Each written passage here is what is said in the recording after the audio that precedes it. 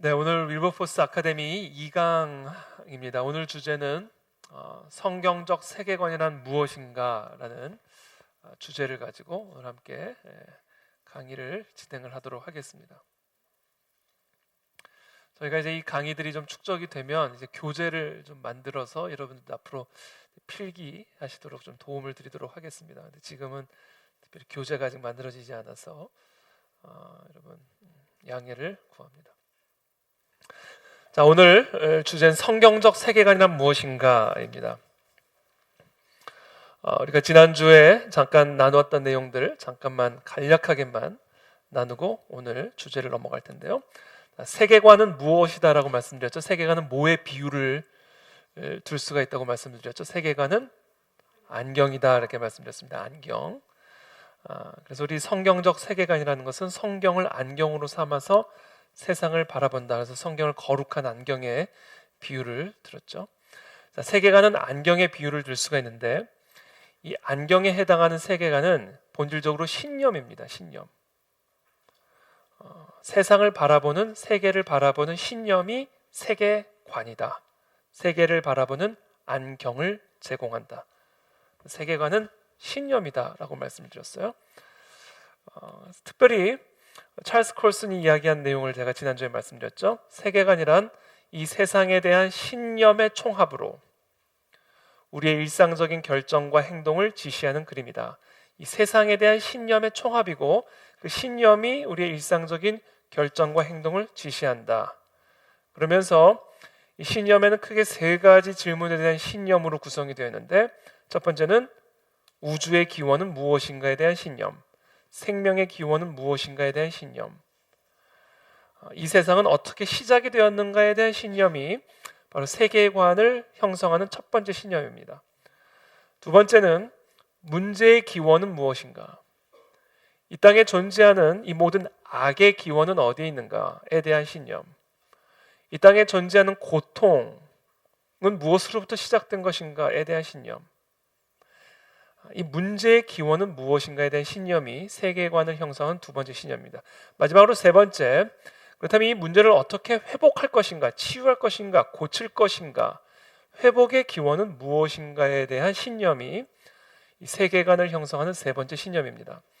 그래서 우리가 이 땅에 존재하는 많은 세계관들이 있는데 그 세계관들을 우리가 이해할 때 바로 이 세 가지 질문을 틀로 삼아서 그 세계관은 어떤 신념을 가지고 있는 것인가를 이해할 수 있고 분별할 수 있다라고 우리가 지난주 말씀을 드렸죠.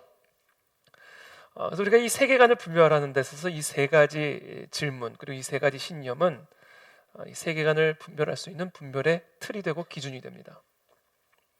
그래서 세계관은 신념인데, 안경이고 신념인데 그 신념이 이야기의 형태로 녹여져 있습니다.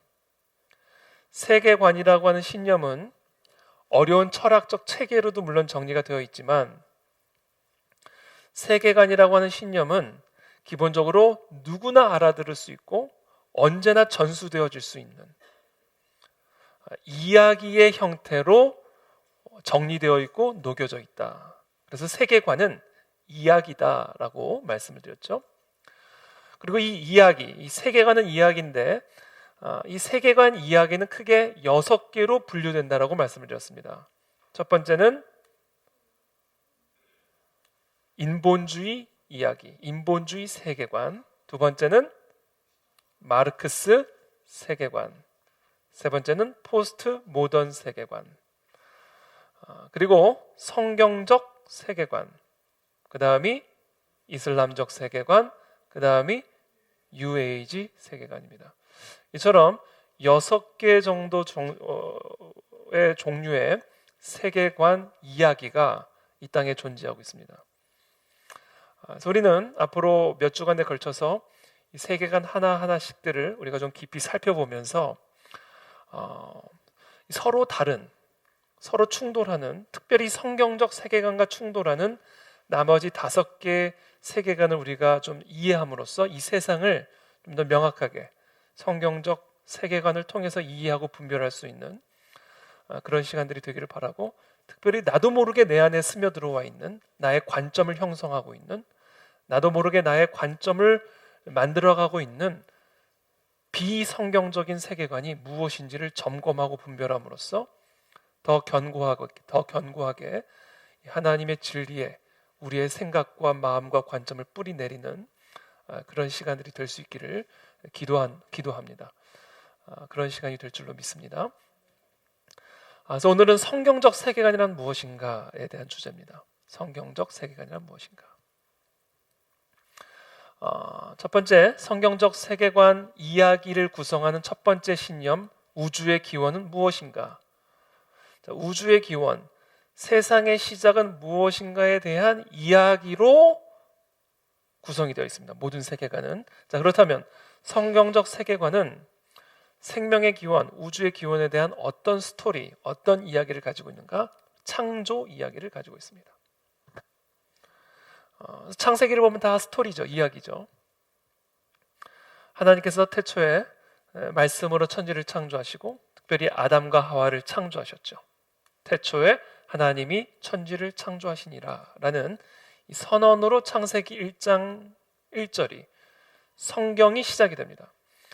그래서 이 창세기 1장 1절 태초에 하나님이 천지를 창조하시니라 라는 이 선언을 수용하지 않으면 창세기 1장 2절로 넘어갈 수가 없어요. 이 1장 1절을 믿음으로 받아들이지 않으면 성경은 닫힌 책이 되어버립니다. 그래서 이 성경의 시작, 그리고 이 성경적 세계관의 시작, 태초에 하나님이 천지를 창조하시니라라는 이 말씀을 받아들여야만, 이 말씀을 믿어야만 창세기 1장 2절로 넘어가게 되고요. 그리고 이 성경에 기록된 수많은 이야기들, 스토리들이 믿어지게 된다. 하나님이 태초에 천지를 창조하셨는데 오병이어로 수천 명을 못 먹이실 이유가 어디 있겠어요? 죽은 사람을 다시 살리시지 못할 이유가 어디 있겠습니까? 예수님이 십자가에 죽으셨다가 다시 부활하지 못할 이유가 어디 있겠어요? 창세기 1장 1절을 우리가 믿음으로 받아들이게 되면 성경은 완전히 열린 책이 되어져 버리고, 그리고 성경에 기록된 이 모든 이야기들이 다 믿어지고 수용되어질 수 있다는 거죠. 그리고 우리는 그 성경적인 세계관에 입각하여 세상을 볼 수 있는 눈이 열리게 되는 겁니다. 이 1장 1절이 열려야 눈이 열리게 되는 거예요. 성경적 세계관에 눈이 열리게 되는 겁니다.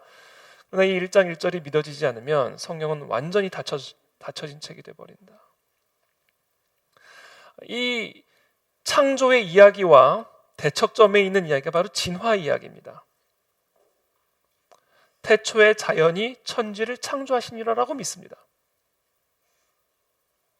하나님이 천지를 창조한 것이 아니라 자연이 스스로 천지를 창조하고 만들었다고 이야기를 하고 그것을 진화라고 이야기를 하죠.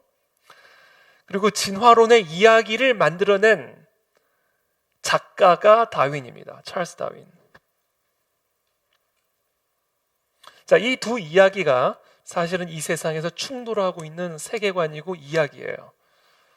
제가 지난주에도 잠깐 말씀드렸지만 오늘날 우리나라의 학교에서는, 이 세상의 공교육에서는 어떤 이야기를 우리들에게 주입시키죠? 진화론의 이야기를 우리에게 주입을 시키고 있죠. 그러나 성경적 세계관에 입각하여 진화론은 틀렸고 창조론이 맞습니다. 태초에 하나님이 천지를 창조하신 이것이 성경적 세계관이에요. 둘 다 수용할 수가 없다란 말입니다. 그래서 창세기 1장 1절로 시작된 이 성경은요, 창조의 이야기로 시작이 됩니다. 여러분 성경을 보시면 창세기 1장 1절에 하나님이 태초에 천지를 창조하셨다라고 기록이 되어 있고요. 그 다음엔 땅이 혼돈하고 공허하며 흑암이 깊음 위에 있을 때 하나님이 이르시되 빛이 있으라 하니 빛이 있었고, 그렇게 해서 첫째 날이 되고요. 또 둘째 날에는 하나님이 물 가운데 궁창이 있어 물과 물로 나뉘라 하시니 궁창 아래의 물과 궁창 위의 물로 나뉘게 하셨어요. 그리고 그 하나님이 궁창을 하늘이라 부르시고 둘째 날이 되었다, 이렇게 되어 있습니다. 또 하나님은 풀과 씨 맺는 채소와 각기 종류대로 씨 가진 열매 맺는 나무를 내라 하시니 그대로 되었다. 또 광명체들이 있어서 낮과 밤을 나뉘게 하시고 그것들로 징조와 계절과 날과 해를 이루게 하라 하시니 그대로 됐다. 하나님이 또 물들은 생물을 번성하게 하라, 땅 위 하늘의 궁창에는 새가 나르라, 21절에 하나님이 큰 바다 짐승들과 물에서 번성하여 움직이는 모든 생물을 그 종류대로 창조하셨어요. 진화는 무생물이 진화를 해서 파리가, 쉽게 얘기하면 파리가 진화가 되고, 닭도 진화가 되고, 개도 진화가 되고, 그러니까 종류와 종류를 다 초월을 해버립니다. 그래서 원숭이가 사람이 된 거 아닙니까? 자, 그러나 하나님은 분명히 성경에서 말씀하신 종류대로 창조하셨다. 그러니까 종류가 다른 종류로 초월해 넘어갈 수가 없다는 얘기예요. 그래서 하나님은 각기 종류대로 식물과 생물과 짐승들을 창조하셨다, 이렇게 분명하게 선언하고 있죠. 그리고는 여섯째 날에 하나님이 사람을 창조하셨어요. 그리고 일곱째 날에 쉬셨다. 이와 같은 창조의 이야기로 성경이 시작이 됩니다. 자, 하나님이 이처럼 말씀으로 천지 만물을 창조하시고 7일째 쉬시죠. 자, 근데 이 스토리 안에 아주 성경적 세계관의 중심을 이루고 있는 아주 중요한 스토리들이 있습니다. 우리 한번 다 같이 읽어보겠습니다. 시작. 하나님이 이르시되 우리의 형상을 따라 우리의 모양대로 우리가 사람을 그들로 바다의 물고기와 하늘의 새와 가축과 온 땅에 기는 다스리게 하자. 자, 하나님이 이처럼 태초에 천지 만물을 다 창조하신 다음에는 여섯째 날에 우리의 형상을 따라 우리의 모양대로 우리가 사람을 만드셨어요. 그리고 이 사람들에게 어떤 사명을 부여하셨냐면 그들로 바다의 물고기와 하늘의 새와 가축과 온 땅과 땅에 기는 모든 것을, 하나님이 창조하신 모든 것을 다 다스리게 하자 하셨어요. 하나님이 사람을 창조하시고는 모든 것을 다스리게 하신 스토리, 창조의 이야기입니다. 자, 그런데 하나님이 사람으로 하여금 천지 만물을 창조하시도록 하나님의 형상대로 지으시고 하나님이 천지를 다스리는 권위를 하나님의 형상대로 지음받은 인간에게 위임하셨어요. 그래서 하나님이 직접 다스리시는 것이 아니라 하나님의 형상대로 지음받은 사람을 통해서 천지 만물을 다스리시는 겁니다. 그러니까 사람은 하나님으로부터 권위를 위임받아 세상을 다스리도록 사명을 받은 하나님의 대리자다, 청직이다 라는 겁니다. 이것이 창조 이야기예요. 자, 그런데 그러니까 사람이 하나님으로부터 그 권위를 위임받아 세상을 다스리기 위해서 반드시 인간이 따라야 할 조건, 경고의 메시지를 명확하게 선언하셨습니다. 그것이 바로 우리가 잘 아는 선악과의 이야기입니다. 다시 한번 다 같이 읽어보겠습니다. 시작. 너는 이 동산의 각종 나무의 열매를 마음대로 먹을 수 있다. 그러나 선과 악을 알게 하는 나무의 열매는 먹지 마라. 그것을 먹는 날에는 내가 반드시 죽을 것이다. 자, 하나님으로부터 하나님의 형상대로 지음받은 인간이 하나님의 권위를 위임받아 하나님이 창조하신 이 모든 천지 만물을 다스리는데, 그 다스리는 권위를 우리가 위임받기 위한, 그리고 그 권위로 세상을 다스리고 통치하기 위한 조건이 있었어요.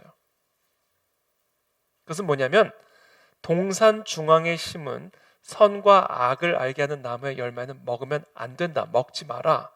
그것을 먹는 날에는 네가 반드시 죽을 것이다 라고 명확하게 선언하셨어요. 자, 제가 지난주에 말씀드렸죠. 왜 선악과를 먹으면 죽는다고 말씀드렸죠? 그렇죠. 먹지 말라고 말씀을 하셨기 때문에, 먹으면 죽는다라고 말씀을 하셨기 때문에 죽는 거다라는 거예요. 이것은 결국 무엇을 의미하냐면 하나님의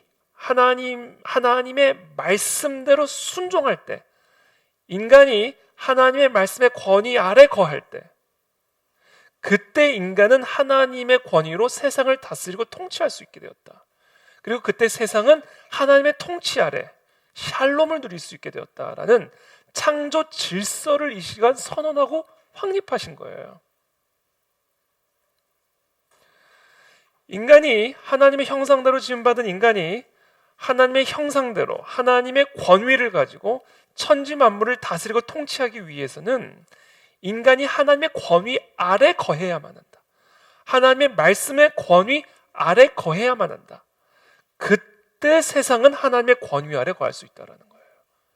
그때 샬롬을 누릴 수 있고 하나님의 통치를 누릴 수 있다라는 겁니다.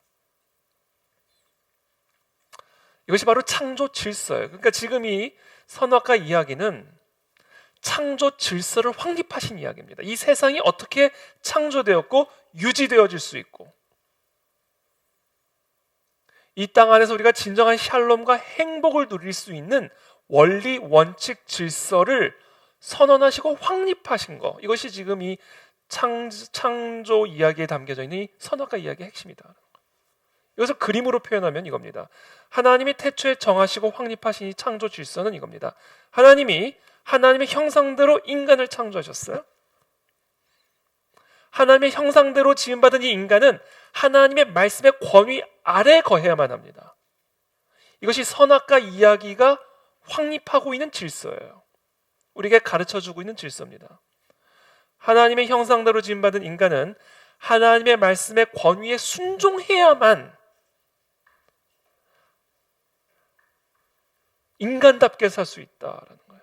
그런데 거기서 더 나아가 인간에게는 하나님이 천지 만물을 다스리는 권위를 주셨는데 인간이 하나님의 말씀의 권위 아래 거할 때, 인간이 하나님의 말씀에 순종할 때 비로소 세상은 샬롬을 누릴 수 있다. 생명을 누릴 수 있다. 하나님의 통치 아래에서 생명과 샬롬, 하나님의 나라를 누릴 수 있다라는 겁니다. 바로 이것이 하나님께서 태초에 에덴 동산에 이 세상에 세우신 창조 질서요 원칙이고 원리다라는 겁니다.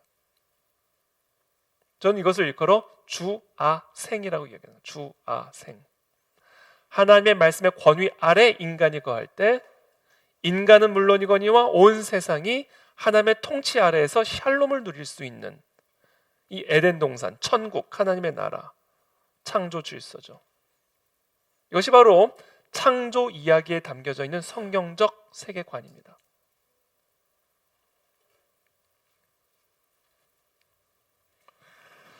자, 근데 여기서 끝나지가 않아요. 창조의 이야기는 사탄이 등장을 합니다. 마귀가 등장을 하죠. 함께 읽어보겠습니다. 시작. 너희가 절대로 죽지 않을 것이다.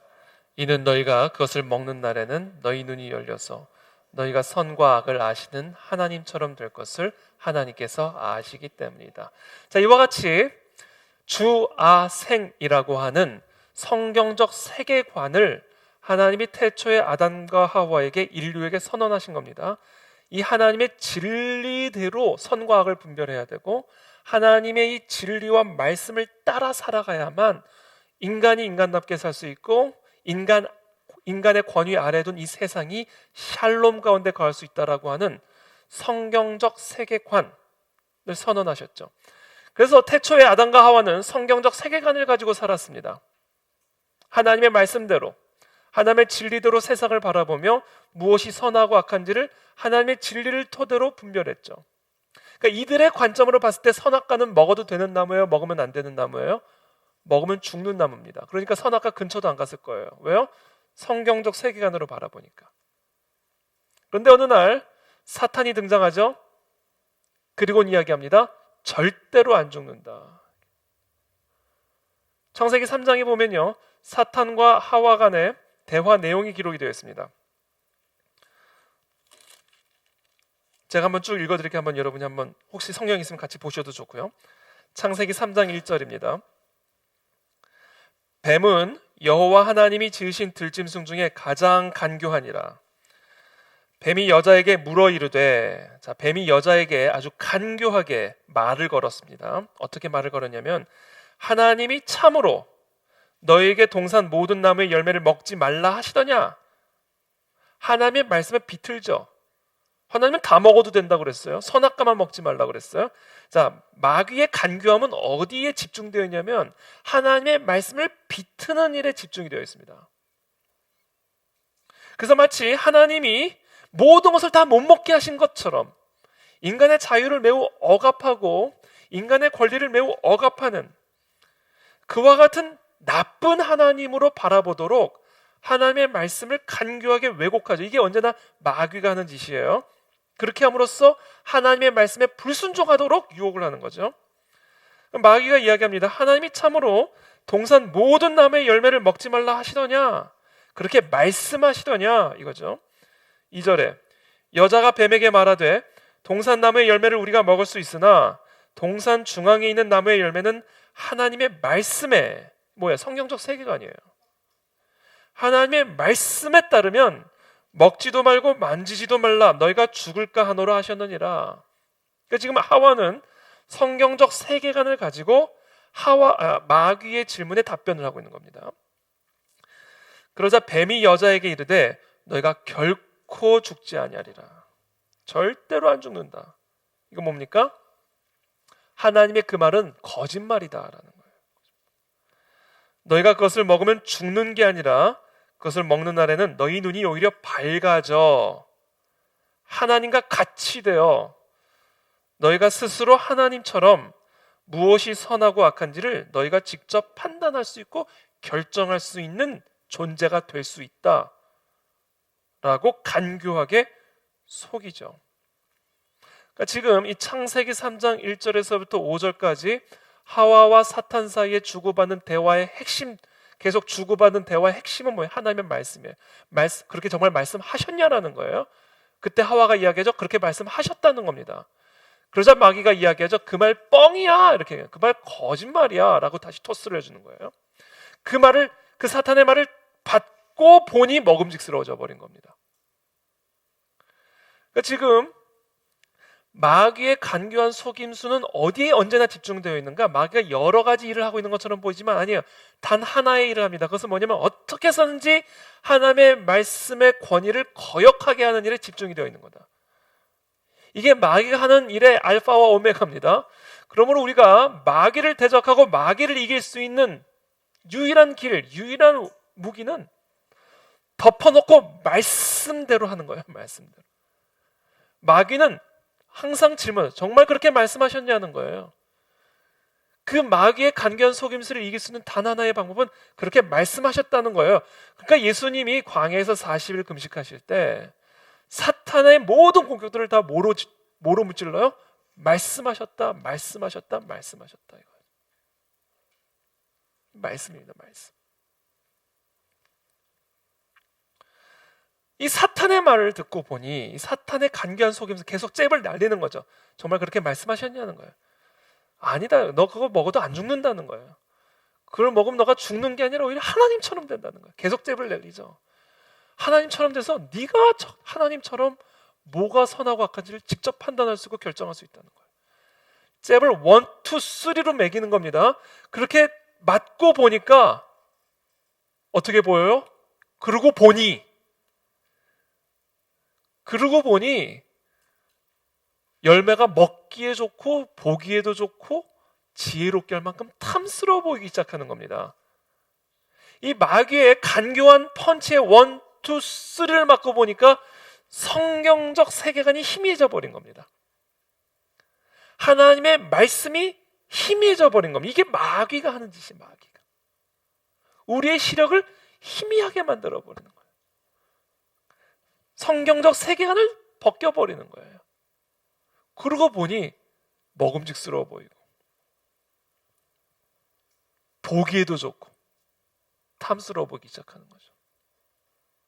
그러니까 결국 태초에 마귀가 아담과 하와에게 주어진 하나님의 권위를 빼앗아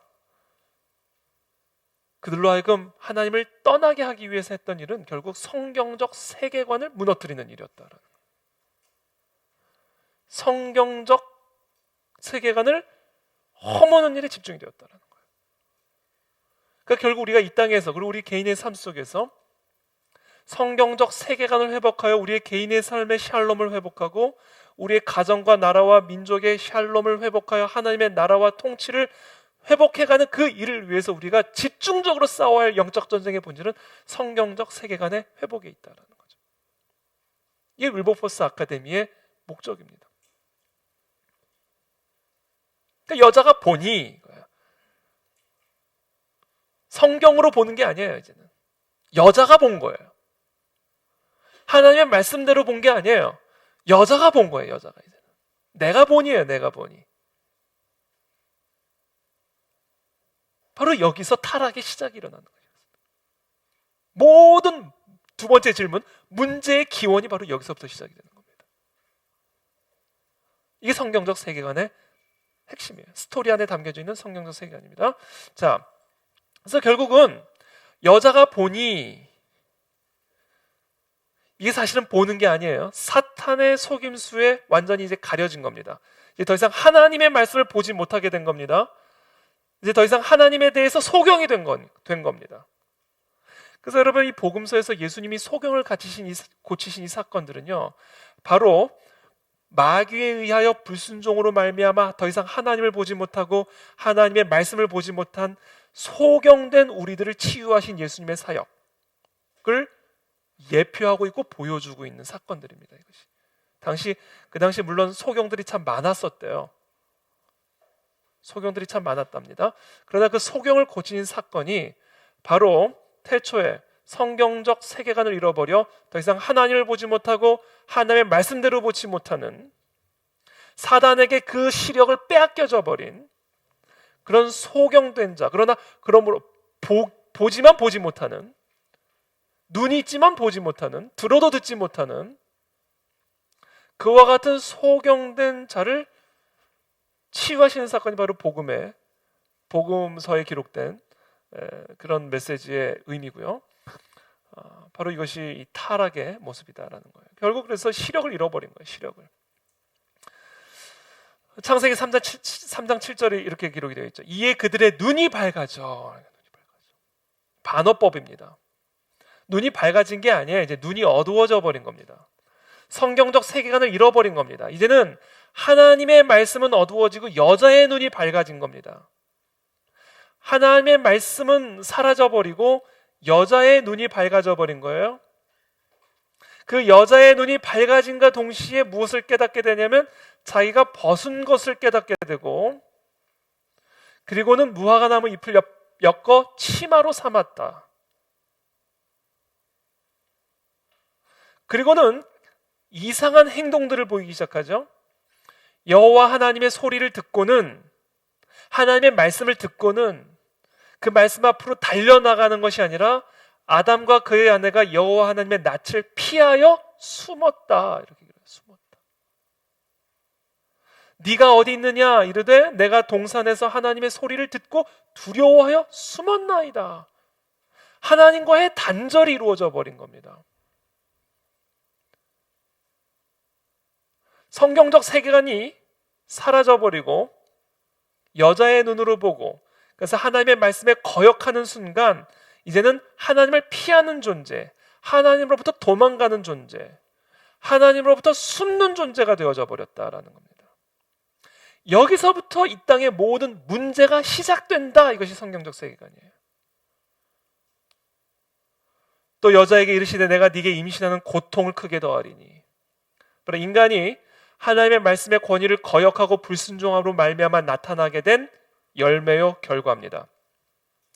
내가 네게 임신하는 고통을 크게 더하리니 네가 수구하고 자식을 낳을 것이며 너는 남편을 원하고 남편은 너를 다스릴 것이니라 하시고, 아담에게 이르시되 네가 네 아내의 말을 듣고 내가 네게 먹지 말라 한 나무의 열매를 먹었은즉 땅은 너로 말미암아 저주를 받고 너는 네 평생에 수고해야 그 소산을 먹으리라.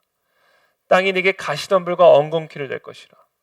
네가 먹을 것은 밭의 채소인즉 네가 흙으로 돌아갈 때까지 얼굴에 땀을 흘려야 먹을 것을 먹으리니 네가 그것에서 취함을 입었음이라. 너는 흙이니 흙으로 돌아갈 것이니라 하시니라. 이 모든 고통, 이 모든 수고, 이 모든 저주, 이 모든 죽음과 사망이 무엇으로 말미암아 시작되었다? 내가 네게 먹지 말라 한 나무의 열매를 먹었으므로 죽게 된 것이다 라는 거예요. 이것이 이 땅에 존재하는 모든 문제의 기원, 죽음의 기원, 고통의 기원, 질병의 기원, 가난의 기원, 폭력의 기원, 이것이 바로 성경이 우리에게 가르쳐주는 성경적 세계관의 스토리다라는 겁니다. 그래서 이것을 단순하게 이제 그림으로 표현을 하면 이렇게 되는 거죠. 하나님의 말씀, 먹지 마라. 선과 악을 알게 하는 나무는 먹지 마라. 분명히 말씀하셨죠. 자, 그런데 하나님께서는 먹지 못하게 만들지는 않으셨어요. 먹을 수도 있고 먹지 않을 수도 있는 자유를 주셨습니다. 애시당초 먹지 못하게 만들어 버렸으면 됐을 텐데 먹지 말라라고 말씀만 하셨어요. 그리고는 선택할 수 있는 자유의지를 주셨단 말이에요. 그리고 그 에덴 동산에는 자유의지를 갖고 있는 인간이 있었을 뿐 아니라 사탄이 존재하고 있었어요. 자, 하나님이 먹지 말라라고 하는 이 말씀을 들은 인간은 사탄의 속임수에 의해서 불순종하는 선택을 하게 됩니다. 먹은지라. 그리고 그 열매로 하나님의 말씀대로 저주를 받고 죽음에 이르게 되었다라는 거죠. 이것이 바로 창세기에 담겨져 있는 성경적 세계관의 이야기다라는 거예요. 여기서 참고로 왜 하나님께서는 자유의지를 주셨을까? 이 내용만 한 가지만 짚고 넘어가도록 하겠습니다. 하나님이 인간을 창조하셨을 때 하나님의 형상대로 지음받은 인간을 창조하셨죠. 하나님의 형상이 뭐죠? 아까 우리 창세기도 보셨지만 우리가 우리의 형상대로 사람을 만들었다 이렇게 기록이 되어 있습니다. 자, 우리가 우리의 형상대로 사람을 만들었다로 되어 있어요. 그렇다면 하나님의 형상은 그 창세기 말씀에 근거하면 뭐죠? 우리입니다. 우리가 우리의 형상대로 모양대로 사람을 만들었다고 되어 있어요. 그러니까 하나님의 형상은 우리예요. 그 우리는 삼위일체로 표현하는 겁니다. 성부, 성자, 성령이 우리로 존재하는 분. 자, 성부, 성자, 성령 하나님이 우리로 존재한다는 이야기는 한 몸으로 존재한다는 이야기고, 한 몸으로 존재한다는 얘기는 공동체로 존재한다는 거예요. 그래서 우리가 삼위일체, 공동체라고 이야기를 하는 거예요. 자, 그렇다면 성부, 성자, 성령 하나님이 어떻게 한 몸으로 존재할 수 있을까? 사랑의 관계를 통해서 한 몸으로 존재하는 거예요. 그래서 요한이 그 하나님을 가만히 보니까 관계가 보이고 더 깊이 보니까 사랑이 보이는 거예요. 그래서 하나님은 사랑이다라고 얘기하는 겁니다. 그러니까 하나님의 형상은 우리고 공동체고 그 성부, 성자, 성령 하나님이 한 몸으로 존재하게 하시는 게 사랑이다. 그래서 하나님의 본질은 사랑이에요. 하나님의 형상은 사랑이에요. 그래서 그 형상대로 지음받은 존재 역시 사랑의 관계로만 존재할 수 있게 되었습니다. 1차적으로는 하나님과 인간의 사랑의 관계, 그리고 2차적으로는 사람과 사람 사이의 사랑의 관계. 그게 샬롬이에요, 샬롬. 자, 그래서 결국은 하나님과 인간의 사랑의 관계, 그리고 인간과 인간 사이의 사랑의 관계를 유지하는 이 사랑의 가장 전제가 자유입니다. 자유가 존재하지 않은 사랑은 존재하지 않아요.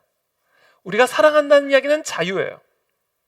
자유를 전제로 하고 있는 관계입니다.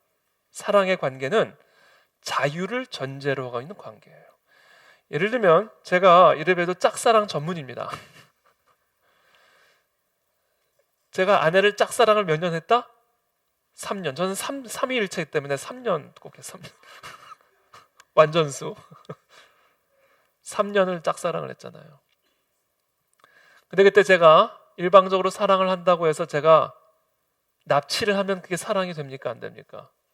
내가 당신을 사랑하니까 당신도 나를 사랑해야 돼 라고 이야기를 하면 그게 사랑이에요? 아니에요? 아니죠. 사랑은 자유의지를 전제로 하고 있는 것이다. 내가 아무리 사랑해도 그 사람이 나를 선택하지 않고 그 사람이 나를 사랑하지 않으면 사랑의 관계는 성립이 되지 않아요.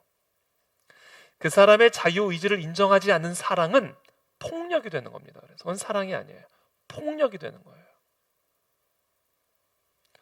제가 제 딸을 사랑하죠? 제 딸이 커가면서 이제 자기 스케줄들이 늘어나요. 옛날엔 맨날 우리만 따라다니는 애들이 이제는 자기 스케줄이 있어요. 그리고 자기가 혼자 다니기 시작하는 거예요. 그래서 제가 어느 날 도저히 불안해서 안 되겠다. 이 험난한 세상에 우리 사랑하는 딸들이 이렇게 혼자 누구를 만나는지도 모르고 어디서 뭐를 하는지도 모르고 이 험난한 세상에 도무지 내 딸 세상에서 함부로 다니지 못하게, 나는 내 딸을 너무 사랑해. 그러니까 너는 우리 집에 이 방 안에서만 평생 살아야 돼. 왜? 너를 너무 사랑하니까. 난 너를 너무 사랑하기 때문에 이 위험한 세상에 노출시키고 싶지 않아. 라고 이야기를 하면서 방 안에 가둬놓고 내가 이 세상에서 제일 맛있는 음식 끊임없이 내가 제공해주고, 내가 이 세상에서 제일 좋은 옷도 제공해주고, 그러나 너는 이 방 안에서만 존재해. 방 안에서만 살아라. 도무지 이 세상은 위험해서 도무지 안 되겠다. 그리고 문을 잠그고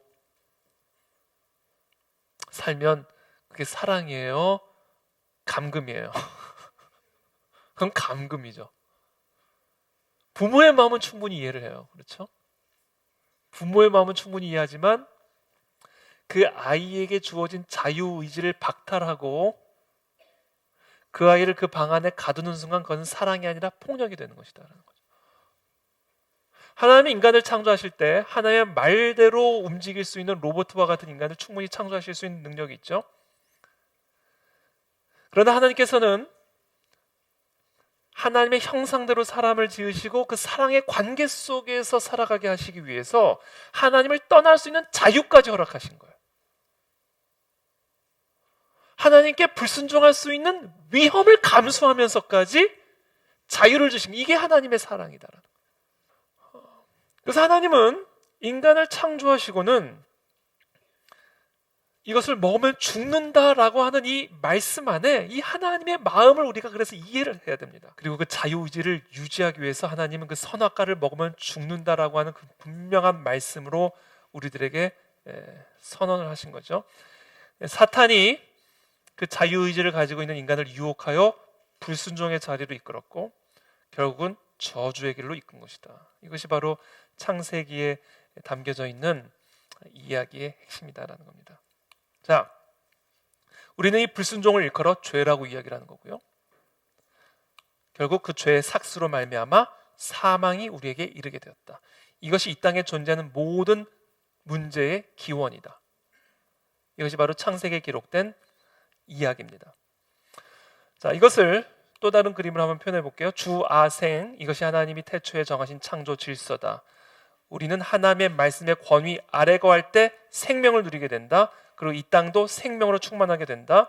그러나 인간이 그 하나님의 말씀에 불순종함으로 말미암아, 하나님의 말씀을 거역함으로 말미암아, 그 권위를 거부함으로 말미암아, 인간에게 허락하신 그 자유의지로 하나님을 떠남으로 말미암아, 사탄의 유혹에 넘어감으로 말미암아 결국은 아주 사해 상태가 돼버린 겁니다. 하나님의 말씀의 권위 위에 올라타 버린 거예요. 불순종해 버린 겁니다. 하나님의 권위 아래 거할 때 세상을 다스리고 통치할 수 있고 샬롬과 생명을 누릴 수 있도록 지음받은 인간이 하나님의 말씀을 거역함으로 말미암아 하나님의 권위 위로 올라탐으로 말미암아 사망의 상태에 이르게 되었다. 그렇게 됨으로 말미암아 하나님과 분리되었다. 하나님께 불순종함으로 말미암아 분리되었다. 하나님과 단절되었다. 이것이 바로 죄의 싹시다. 죄의 결과다. 불순종의 열매다. 하나님과 분리되었다. 생명의 근원과 분리되었다. 능력의 근원과 분리되었다. 평강의 근원으로부터 분리되었다. 단절되었다. 자, 이처럼 하나님께 거역함으로 말미암아 하나님과 단절됨으로써 이제 더 이상 하나님의 자원으로 살아가는 존재가 아니라 하나님의 생명으로 살아가고 하나님의 능력으로 살아가고 하나님이 주시는 평안으로 기쁨으로 살아가는 존재가 아니라 하나님과 단절됨으로 이제는 내 안에 있는 내재적 자원으로만 살아가는 존재가 되어버린 거예요. 생명의 근원으로부터 단절되어서 이제는 내 안에 있는 내재적 자원으로, 내 지혜로만 살아가게 된 겁니다. 내 능력으로만 살아가게 된 거예요. 내 힘으로만 살아가게 된 거예요. 하나님의 힘을 공급받아 살아가도록 지음받은 인간이 하나님의 지혜를 공급받아 살아가고 하나님의 생명을 공급받아 살아가도록 지음받은 존재 인간이 하나님의 말씀을 거역함으로 말미암아 스스로 하나님처럼 됨으로 말미암아 이제는 하나님과 단절되어 내 안에 있는 내재적 자원으로만 살아가는 존재가 되어버린 겁니다. 그 결과 우리는 한계를 경험하게 된 거예요. 모든 면에. 지혜의 한계가 생김으로 어리석은 존재가 되어버린 것이고, 평안의 한계로 말미암아 두려움에 사로잡히는 존재가 된 것이고, 능력의 한계로 말미암아 무능한 존재가 되어버린 것이고, 생명의 한계로 말미암아 사망에 이르는 존재가 되어버린 거예요. 왜? 모든 것의 근원 되신 하나님으로부터 단절되어 나의 내재적 자원으로만 살아가는 존재가 되어버렸기 때문에 나라는 존재의 한계에 봉착하게 된 것이고, 그것으로 말미암아 모든 면에서 결핍을 경험하게 되기 시작한, 모든 게 부족한 존재가 되어버린 거예요. 그러니까 여호와는 나의 목자시니 내가 부족함이 없으리로다. 이야기를 바꿔 말하면 여호와가 나의 목자가 되지 않는 순간 나는 부족한 존재가 된다는 거예요. 이겁니다. 결핍. 이것이 바로 고난의 이유다, 질병의 이유다, 죽음의 이유다, 전쟁의 이유다. 이 땅에 존재하는 모든 문제의 존재 이유는 바로 모든 것의 근원 대신 하나님으로부터의 단절로 말미암은 열매요 결과다라는 거예요. 이것이 바로 창세기에서 우리에게 선언하고 가르쳐주고 있는 이야기다. 우리는 바로 이 상태를 사망이다. 그래서 사도 바울이 이것을 한마디로 죄의 싹슨, 죄의 결과는, 죄의 열매는 사망이다. 그리고 이것이 바로 하나님이 태초에 인간에게 경고하신 그 메시지, 먹으면 죽는다. 그리고 이것이 성경적 세계관의 이야기다라는 거예요. 그래서 이것을 이렇게 또 다르게 표현할 수가 있어요. 주아생은 신본주의입니다. 하나님의 말씀의 권위, 하나님의 말씀의 권위 아래 내가 거할 때 내 안에 그 모든 것의 근원 되신 하나님으로부터 공급받는 지혜와 능력과 생명으로 말미암아 내 개인적인 삶의 생명으로 충만해지고, 그와 같은 생명으로 충만한 사람들이 충만한 땅에는 생명이 충만한 샬롬, 하나님의 나라가 이루어진다. 주아생, 이것이 창조 질서요, 신본주의요, 성경적 세계관이 회복된 상태, 이것이 성경적 세계관의 모습이다라는 거예요. 그러나 사단 마귀의 유혹으로 말미암아 주화생의 성경적 세계관이 파괴되죠. 그래서 아주사의 상태가 되고, 우리는 이것을 일컬어 인본주의라고 얘기하는 거예요. 스스로 인간이 하나님처럼 되어서 중심이 된 세계관. 그래서 결국 창세기에서 이야기하고 있는 창조 질서는 신본주의, 성경적 세계관이고요.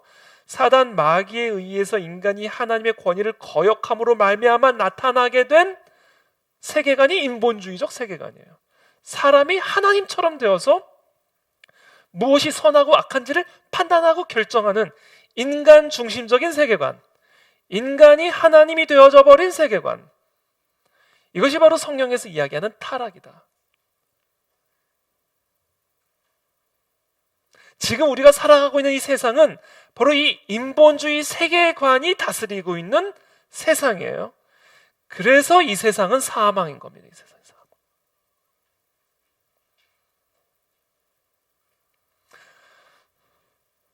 인간의 기술, 지혜, 학문 발전되면 발전될수록 이 세상은 더 깊은 사망의 늪에 빠져버리게 되는 거죠. 왜 그런 모순된 모습들이 나타나는가? 지금 보여드리고 있는 바로 이 아주사의 세계관을 진리로 삼고 있는 세상 속에서 우리가 다 살아가고 있기 때문에 그래요. 그러니까 지금 저와 여러분들이 해야 할 일은 뭐냐? 바로 저 아주사의 인본주의적 세계관이 다스리는 이 세상 속에 성경적 세계관을 가지고 들어가 성경적 세계관으로 살아가는 문화와 문명을 회복하는 그 일에 우리의 사명이 달려있다는 거예요. 이것이 예수님께서 우리에게 명령한 지상 명령이다. 내가 너에게 분부하고 명령한 모든 것을 가르쳐주고 지키게 하라라는 거예요. 아주사가 다스린 이 세상 속으로 들어가 주화생을 회복하라라는 거예요.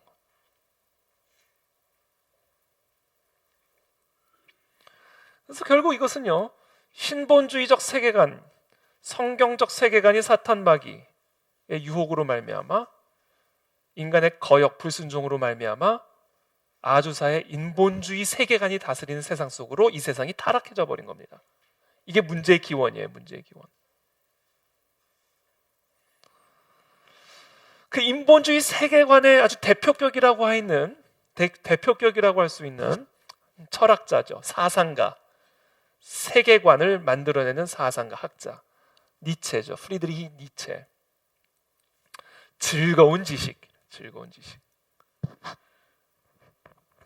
이 즐거운 지식이라고 하는 이 책 안에 담겨져 있는 이 인본주의적 세계관이 오늘날 이 땅에 살아가는 모든 인간의 세계관과 이 땅의 문명을 다스린 세계관의 본질을 가르쳐주고 있습니다. 태초에 마귀가 하와에게 속삭였던 그와 같은 이야기가 어떻게 철학적으로 체계화되어 있는지 한번 보세요. 그리고 이렇게 체계화된 철학적 사상이 어떻게 이 나라와 이 민족과 이 열방의 문명을 만들어내고 있는지. 이 책의 내용입니다. 신은 어디에 있지? 그는 부르짖었다. 너희에게 말하고 싶다. 우리가 신을 죽여버렸다. 너희와 내가, 우리 모두는 신을 죽인 자들이다. 여기서 말하는 신을 죽여버렸다는 것은 어떤 의미일까요?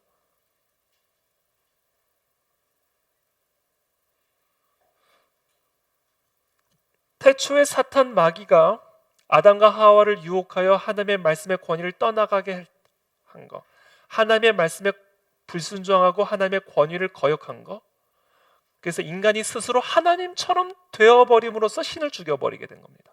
그렇죠? 내가 하나님이 됨으로써 하나님을 죽인 거예요.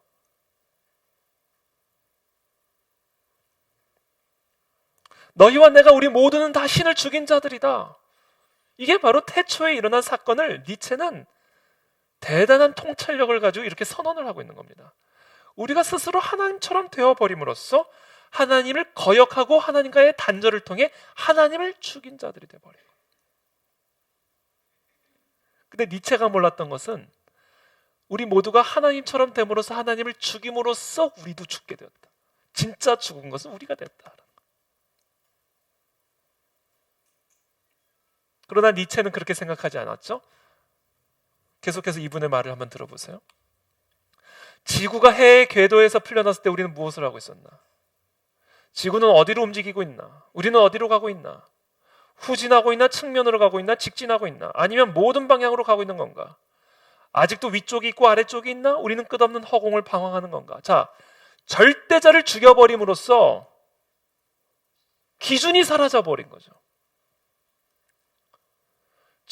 우리 스스로가 절대자가 되어버림으로 말미암아 지금 우리의 위치, 우리의 방향을 분별할 수 있는 기준점을 상실해버리게 된 거예요.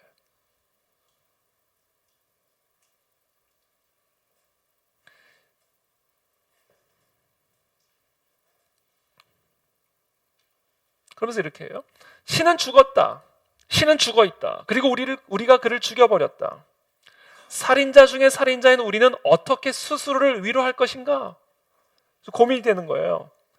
절대자를 죽여버림으로써, 신을 죽여버림으로써 절대 기준점이 다 사라져버림으로써 일대 혼란이 이루어지게 된 거죠. 이 혼란을 우리가 어떻게 수습할 수 있을까? 우리 스스로 신이 되어야 하는 것이 아닐까? 이보다 더 위대한 행위는 없었다. 우리 이후에 태어난 자는 이 행위 때문에 지금까지 어떤 역사보다 더 높은 역사에 속하게 될 것이다. 인본주의 사상이죠. 신을 죽이고 우리가 스스로 하나님처럼 되어버림으로써, 우리가 스스로 신이 되어버림으로써 신의 권위를 죽여버리고, 그렇게 함으로써 이 땅의 역사, 이 인류의 역사는 그 어떤 시대보다도 더 위대한 역사가 만들어지게 될 것이다 라고 하는 바로 이 인본주의적 사상이 고스란히 이 니체의 사상 안에 녹여져 있음을 우리가 보게 되죠. 우리 스스로 신이 되어야 하는 것이 아닐까? 바로 이것이 사단 마귀의 말을 듣고 눈이 밝아진 아담과 하와의 생각과 마음속에 들어간 바로 그 세계관입니다. 그렇지, 우리가 스스로 하나님처럼 되어서 무엇이 선하고 악한지를 판단하는 존재가 되어야지 라는 새로운 눈이 밝아져 버린 거예요. 이 눈이 밝아지는 것을 우리는 뭐라고 얘기하냐면 계몽이라고 이야기합니다. 계몽. enlightenment. 눈이 열리는 거예요.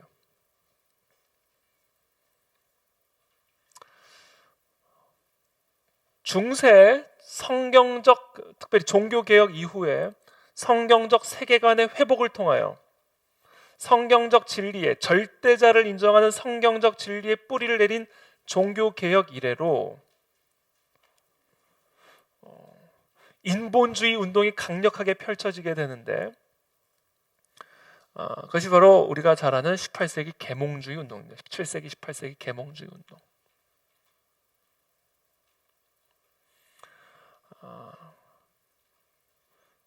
종교개혁으로 말미암아 성경적 세계관의 회복이 일어나게 되죠. 그러나 그 성경적 세계관의 회복과 동시에 머지않아 인본주의적 사상을 더욱더 강조하는 세계관적 흐름, 사상적 흐름이 일어나게 되는데 우리는 그 사상적 흐름을 계몽주의라고 이야기를 하는 거예요. 이게 똑같은 패턴이에요. 태초에 일어난 바로 그 패턴이 역사 속에서 일어나고 있고 우리는 그것을 명확하게 분별하게 되는 거죠. 그것을 먹으면 죽는다라는 성경적 세계관을 가지고 살아가던 아담과 하와에게 사탄 마귀가 들어와 너희가 스스로 하나님처럼 될 수 있어 라는 계몽, 눈을 밝혀주는 일들을 하게 되죠. 그러므로 타락이 시작되잖아요. 그와 동일한 그와 같은 역사들이 역사 속에서 이루어지기 시작하는 거죠. 반복적으로. 이것이 18세기 계몽주의 운동입니다. 18세기 계몽주의. 이 계몽주의의 시발점이 되었던 인물이 바로 데카르트입니다. 데카르트.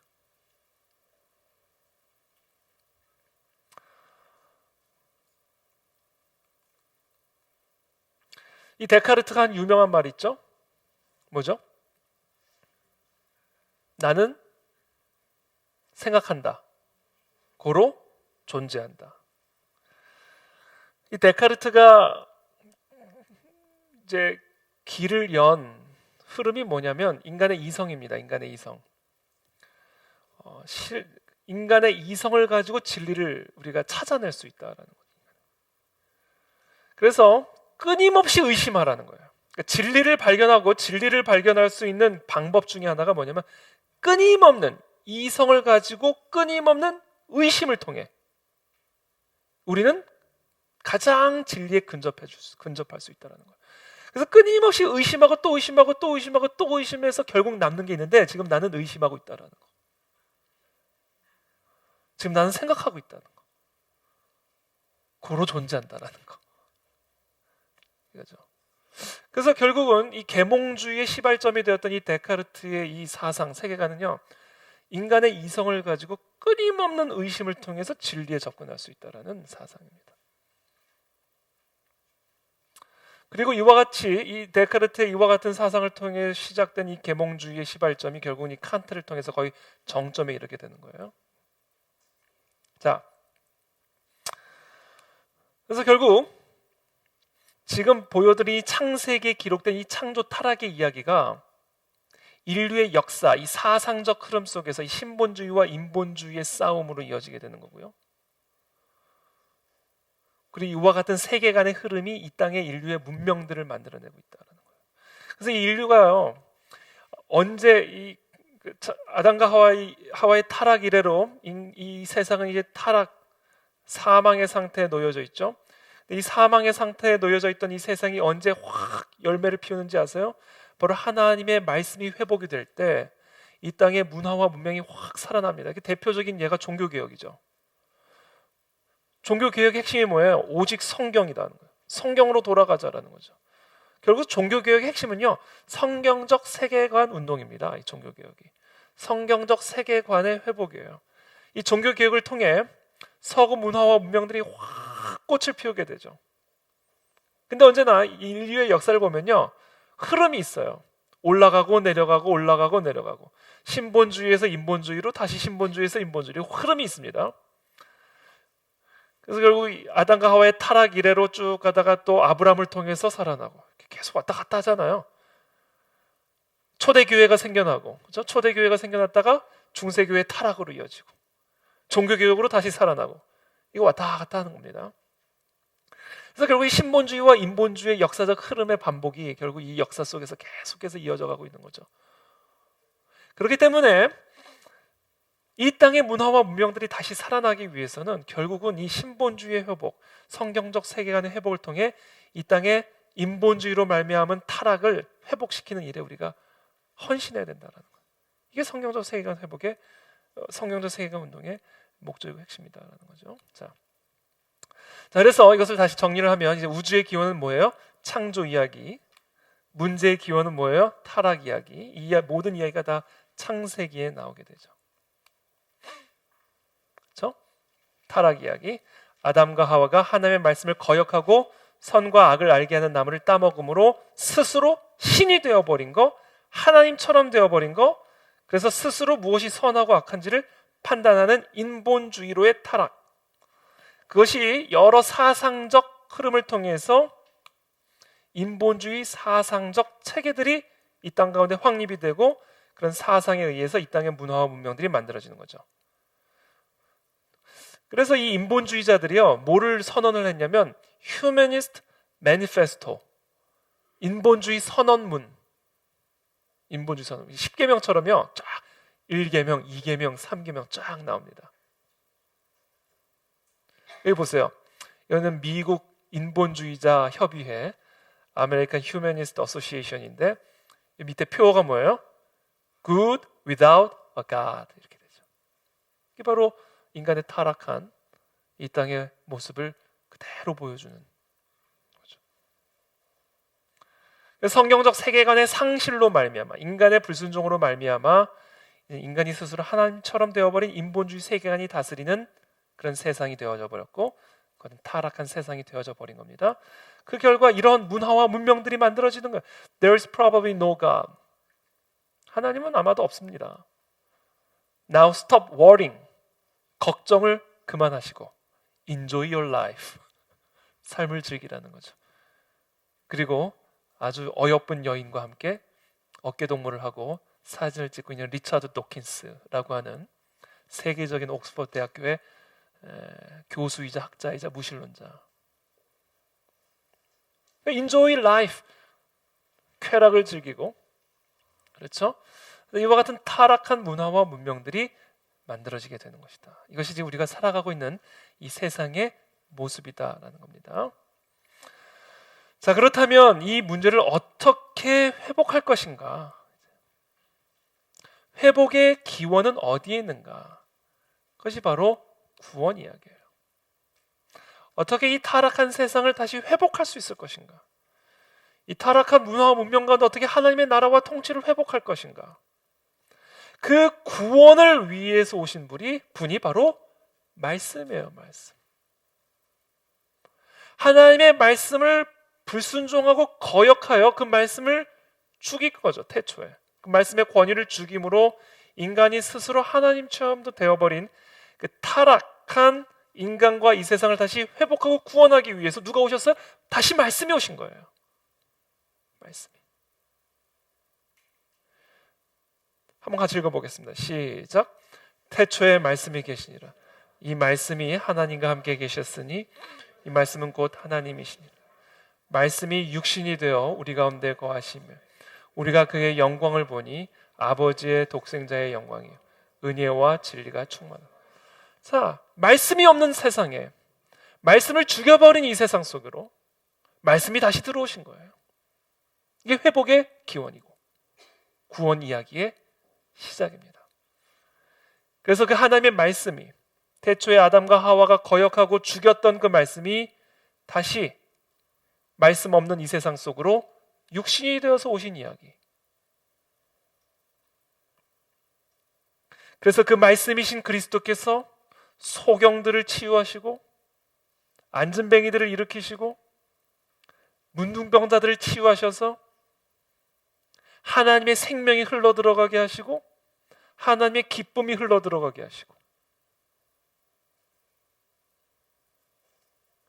그 말씀이 우리의 모든 죄값을 대신 십자가에서 지불하심으로 말미암아 우리의 모든 죄를 사하시고 그래서 우리로 하여금 하나님께로 이룰 수 있는 길이요 진리요 생명이 되신 그 이야기. 바로 이 구원의 이야기가 바로 이 성경적 세계관의 핵심이다라는 거예요. 그러니까 결국 이 땅의 모든 문제를 회복할 수 있는 방법은 뭐예요? 더 좋은 정책, 더 좋은 제도, 더 좋은 기술로 이 세상의 문제를 해결할 수 있는 것이 아니라 그것은 인본주의 세계관의 방식이고요. 성경적 세계관에 따르면 문제의 핵심은 말씀이 없는 것이기 때문에 문제를 회복할 수 있는 기원은, 문제 해결할 수 있는 방법은 그 말씀의 권위 아래로 다시 들어가는 거예요. 그래서 말씀이 육신으로 오셔서 우리 가운데 거하시게 된 겁니다.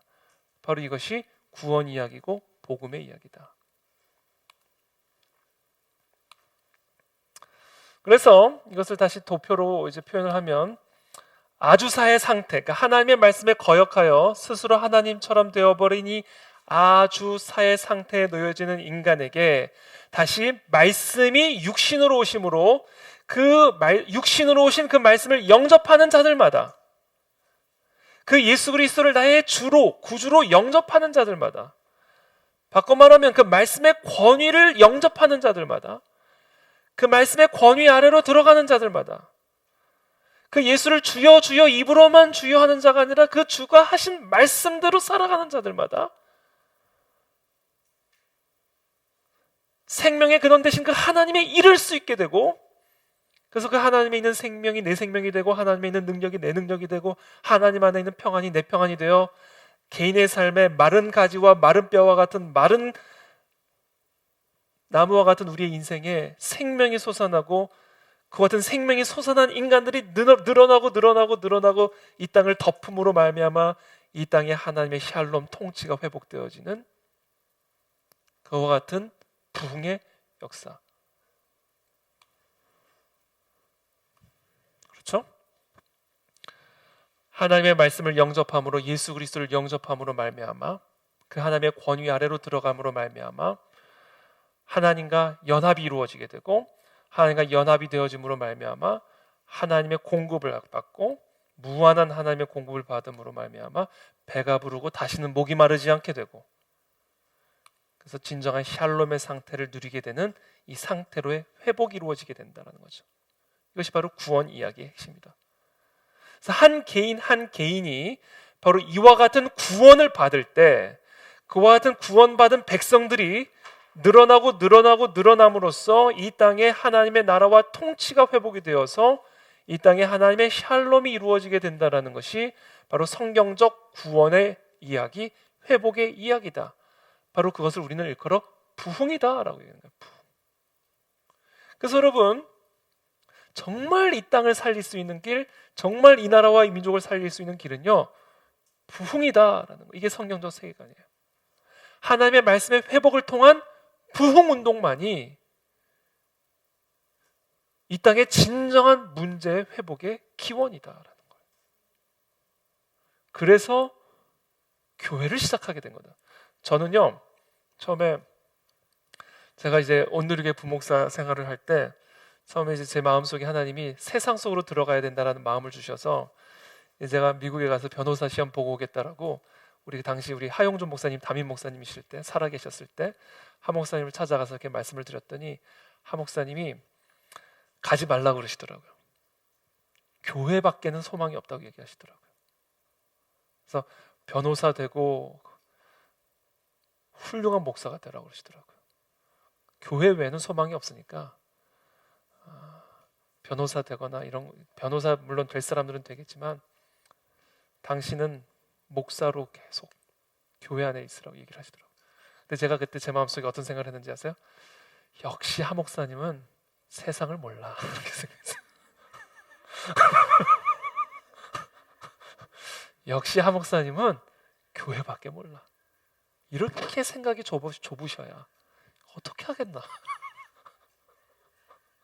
이게 이 땅의 문제야. 이게 우리 오늘날 이 교회의 문제들이야. 역시 난 세상으로 가야 돼. 하 목사님하고 대화하는 중에 확신을 얻었다니까요. 가야 되는구나. 그래서 내가 보란 듯이 한 목사님을 깨우쳐 드리리라. 그게 제 마음이었어요. 그리고는 이제 사임을 하고 미국에 가서 변호사가 되고, 변호사가 돼가지고 돌아와서 변호사 일을 하면서 세상을 처음 본 거예요. 제가 세상을 처음 경험한 거죠. 저는 교회 안에서만 쭉 성장한 교빠 출신이에요. 교회 오빠 출신. 모태신앙은 아니었지만 쭉 교회 안에서만 성장해 세상을 전혀 몰랐죠. 근데 세상에 딱 들어갔는데 똑같은 한국인데 다른 세상에 온 듯한 느낌. 똑같은 한국말을 하고 똑같은 한국 사람을 만나는데 다른 세계에 와 있는 듯한 느낌. 그 이유가 뭘까? 많은 생각을 했어요. 왜 이렇게 낯설지? 한국이? 왜 이렇게 한국 사람이 낯설지? 제가 그 이유를 계속 생각한 거예요. 뭐지 이게? 왜 낯선 거지? 그 이유를 알았어요. 세계관이 다른 사람들하고 함께 살고 있었던 거예요. 제가 인본주의 세계관을 가지고 인본주의 세계관이 다스리는 세상 속으로 제가 들어간 거예요. 평생을 교회 안에 있다가 성경적 세계관으로만 살다가, 성경적 세계관으로만 살았다고 얘기할 수는 없지만 성경적 세계관 가지고 나이트 가지는 않았을 거 아니에요. 성경적 세계관으로만 살았다는 표현보다는 성경적 세계관에 익숙하게 살았던 제가 인본주의 세계관이 다스리고 인본주의 세계관이 익숙한 세상 사람들과 함께 살다 보니 여기서 이 어색함과 낯섦이 오는 거구나 라는 것을 이제 깨닫게 된 거죠. 그러면서 제가 이제 이 세계관의 중요성을 이제 깨닫게 된 거예요. 이제 그러면서 제가 이제 이 동성애에 눈을 뜨게 되잖아요. 그래서 참고로 동성애에 눈을 뜨게 됐다는 동성애 문제에 눈을 뜨게 됐다는 얘기입니다.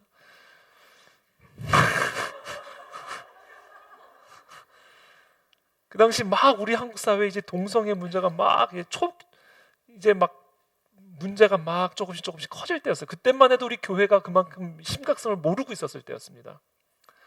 근데 제가 이 동성애 문제를 가만히 바라보고 이제 차별금지법 이야기를 가만히 보니까 이거는 하나님이 나를 목사로도 부르시고 변호사로 부르셨을 때는 이 부분에 대해서 목소리를 내라는 거구나라는 일종의 소명의식을 제가 깨닫게 된 거예요. 그래서 제가 그 부분에 대해서 목소리를 내기 시작했습니다. 하나님의 성경적 세계관에 각하여 왜 동성애는 안 되는 것인지에 대해서 이제 제가 목소리를 내기 시작을 한 거죠. 근데 그 목소리가 이제 조금씩 커지기 시작했어요. 그러면서 저도 이제 더 깊이 이제 이슈에 이제 발걸음을 더 깊이 들어가게 되고 이슈도 동성애 이슈에서 조금씩 더 크게 확장이 되어져 가기 시작했어요. 그래서 우리 여러 변호사님들과 함께 단체들도 만들어 보고, 그래서 여러 가지 일들을 세상 속에서 변호사로서 목소리를 내고 힘을 모아보고 그렇게 한번 해봤습니다. 그렇게 하는 가운데 제 안에 하나님이 주신 깨달음이 있어요. 태희야, 교회 밖에는 소망이 없어. 교회 외에는 방법이 없어.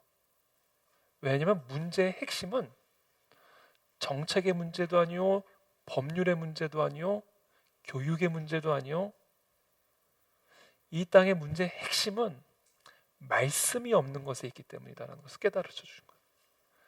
그리고 그 말씀을 자신의 주인으로 모시고 살아가는 사람들이 부족하다는 것에 문제가 있다는 그 문제의 본질을 저에게 깨우쳐 주신 거예요.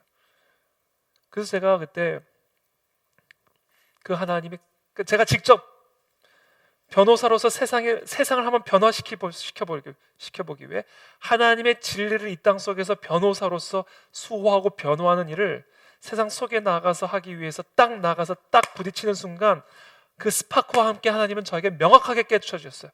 봐, 하 목사님이 맞지? 하 목사님이 진짜 맞았구나. 역시 하 목사님이셨구나. 그러나 그 모든 저의 그 경험들이 결코 헛된 경험들은 아니었어요. 지금 생각해보면 정탐의 시간이었던 것 같아요. 세상이라는 곳이 어떤 곳인지, 그리고 세상이 어떤 세계관이 다스리는 곳인지를 제가 한번 직접 이렇게 딱 맞부딪혀보는 시간들이었습니다.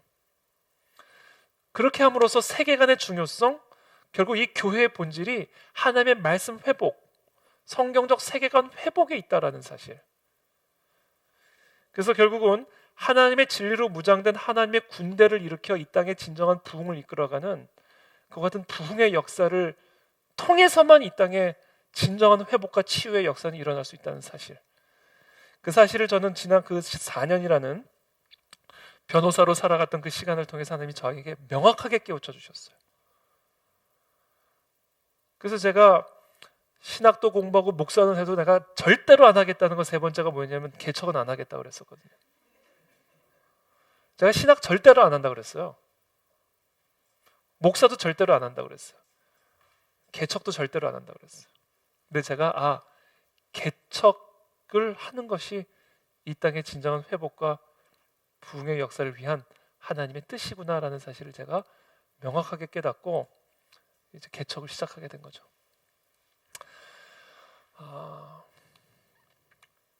그래서 여러분, 성경적 세계관의 회복만이 진정한 이 땅의 회복의 시작이고요.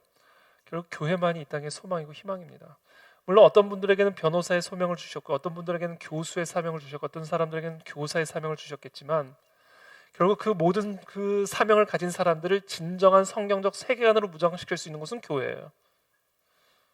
그래서 결국은 교회만이 이 땅의 소망이고 희망이다라는 사실이죠.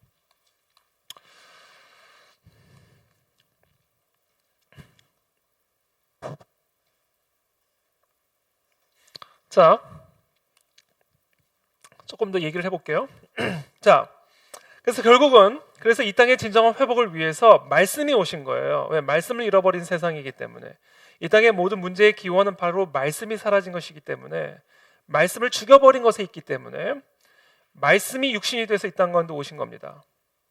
근데 여기서 말하는 이 말씀이요, 헬라어로는 로고스죠. 우리가 잘 알다시피 로고스입니다. 로고스. 근데 이 로고스의 의미가 뭐냐면 우주의 질서와 법칙이라는 의미예요. 우주를 다스리는 절대적인 질서와 법칙이라는 의미가 바로 로고스. 요한은 그 말씀이 육신이 되어 우리 가운데 오신다라고 했을 때 왜 이 말씀이라는 단어를 굳이 썼을까? 왜 이 로고스라는 단어를 굳이 썼을까? 이것을 풀어서 설명하면 우주를 다스리는 질서와 법칙이 육신이 돼서 우리 가운데 오셨다는 이야기예요. 그렇다면 왜 요한은 예수 그리스도께서 이 땅을 회복하고 구원하기 위해서 이 땅 가운데 오셨다라는 이 진리를 가르쳐 주기 위해서 하필이면 왜 로고스라는 단어를 썼을까? 왜냐하면 당시 이 말씀이 육신이 되어서 들어오신 이 그 세상, 그리고 지금 이 복음을 전하고 있는 당시 그 세상을 다스리고 있던 세계관, 당시 그 세상을 다스리고 있던 이야기를 감안해서 바로 이 말씀이라는 단어를 로고스라는 단어로 표현한 겁니다. 당시 우리가 잘 알다시피 예수님이 육신이 되어서 들어오신 그 세상, 그리고 이 복음을 증거하던 당시 그 세상은 바로 헬레니즘이라고 하는 이야기, 헬레니즘이라고 하는 세계관이 다스리던 세상이었습니다. 우리가 잘 알다시피 헬레니즘은 플라톤과 아리스토텔레스의 이 철학에 기반하여 만들어진 세계관이에요. 문화와 문명입니다. 이 플라톤과 아리스토텔레스의 철학을 우리가 이해하기 위해서 이 라파엘의 그림인데, 아테네 학당이라는 그림인데요. 보시면 이 중앙에 있는 사람이 이 플라톤하고 아리스토텔레스입니다. 이 그림을 확대해 보면 플라톤과 아리스토텔레스가 이렇게 걸어가면서 대화를 나누고 있는데, 플라톤은 손을 위로 뻗치고 있고요, 아리스토텔레스는 손을 아래로 뻗치고 있죠. 지금 이것은 무엇을 의미하냐면 우주를 다스리는 질서와 법칙을 우리가 발견해야만 이 세상이 질서와 조화를 이룰 수가 있는데, 즉 성경적 표현으로 샬롬을 누릴 수가 있는데, 그 우주를 다스리는 질서와 법칙이 어디에 있느냐에 대해서는 차이가 있었어요. 플라톤과 아리스토텔레스. 플라톤은 이 세상을 다스리는 질서와 법칙을 바로 저 위의 세계, 저 초자연적인 세계 안에 있다라고 봤어요. 저 초자연적인 세계 안에 우주를 다스리는 질서와 법칙이 있고, 저 초자연적인 세계 안에 있는 우주의 질서와 법칙을 우리가 발견할 때 이 세상의 정치, 경제, 문화, 예술이 질서와 조화 속에서 발전할 수 있다고 믿는 겁니다. 반면에 아리스토텔레스는 아니다. 이 자연 세계 안에 그 질서와 법칙이 있기 때문에 자연 세계를 관찰해야 된다고 이야기한 겁니다. 자, 이 플라톤의 이원론이, 플라톤의 사상이 이 헬레니즘, 당시 예수님이 들어오신, 그리고 복음이 전파되었던 당시 그 세상을 만들었던 이야기, 세계관의 핵심을 이루게 되는데요. 이 플라톤은요, 기본적으로 이원론적인 사상을 가지고 있었습니다. 이원론적인 세계관을 가지고 있었어요. 위와 아래를 나누었어요. 위는 초자연적인 세계, 아래는 자연 세계입니다. 절대적인 진리, 절대적인 질서와 법칙, 그것을 로고스라고 표현할 수도 있고 이데아라고도 표현할 수 있고요. 불변하는 진리와 법칙, 이데아와 로고스는 바로 저 초자연적인 위의 세계에 존재한다. 반면에 우리가 살아가는 이 자연 세계 안에는 그와 같은 진리, 절대적인 질서나 법칙이 존재하지 않는다. 그래서 저 초자연적인 세계나 또는 영의 세계는 빛에 속해 있는 빛의 세계고, 이 땅의 물질 세계, 육의 세계는 암흑의 세계다라고 하는 이원론적인 사상을 가지고 있었습니다. 그래서 플라톤에 따르면 저 초자연적인 세계에 있는 절대적인 질서와 법칙을 발견하여 이 땅 속에서 질서와 조화를 이루어갈 수 있다라고 하는 사상을 가지고 있었던 거예요. 이게 플라톤적 이원론입니다. 요한은 바로 이와 같은 헬레니즘이 다스리는 그 세상 속에서 복음을 전하고 복음을 증거하기 위해서 바로 저 위에 있는 로고스가 이 땅으로 육신을 입고 내려오셨다라고 표현하고 있는 겁니다. 이게 지금 요한복음에서 선언하고 있는 복음의 이야기예요. 그러니까 이 복음의 이야기를 당시 그 세상 사람들이 이해할 수 있는 이야기로 최대한 번역을 해서 지금 설명하고 있는 거예요. 요한복음의 독자들은 당시 헬레니즘 세계관과 문화에 익숙했던 독자들입니다. 그래서 지금 사도 요한은 말씀이 육신이 되어 오셨다라고 하는 이것이 단순한 어떤 문학적 표현이 아니라 바로 당시 이 헬레니즘의 이 플라톤적 이원론적 세계관을 가지고 살아가던, 그래서 저 초자연적인 세계에서 로고스를 찾고 질서를 찾고 영원한 불변한 법칙을 찾고 있던 당시 헬레니즘적 세계관을 가지고 살아가는 사람들에게 바로 그 로고스가, 그 초자연적인 세계에 있는 로고스가 육신의 옷을 입고 이 땅 아래로 내려왔다. 빛이 그래서 어둠 가운데 비추었다 라고 요한복음 1장에서 선언하고 있는 거예요.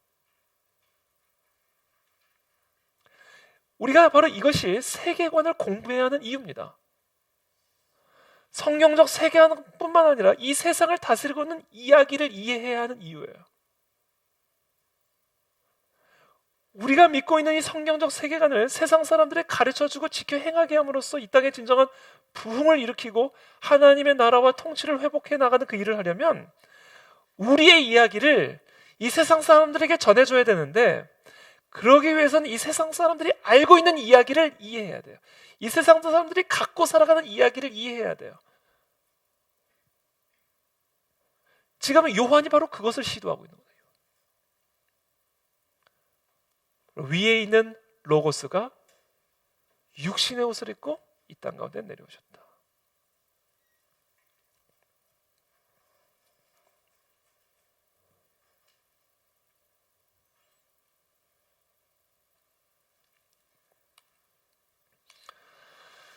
그와 같은 사건을 이제 요한복음에서는 계속 이야기로 보여주죠. 이야기로 보죠. 한번 보죠. 자, 위의 세계, 혼인잔치. 요한복음 2장에 보면 이제 혼인잔치가 나오죠. 우리가 너무나 잘 아는 포도주 사건이 나오죠. 물을 포도주로 바꾸는 사건, 혼인잔치. 혼인잔치는 바로 천국을 상징하죠.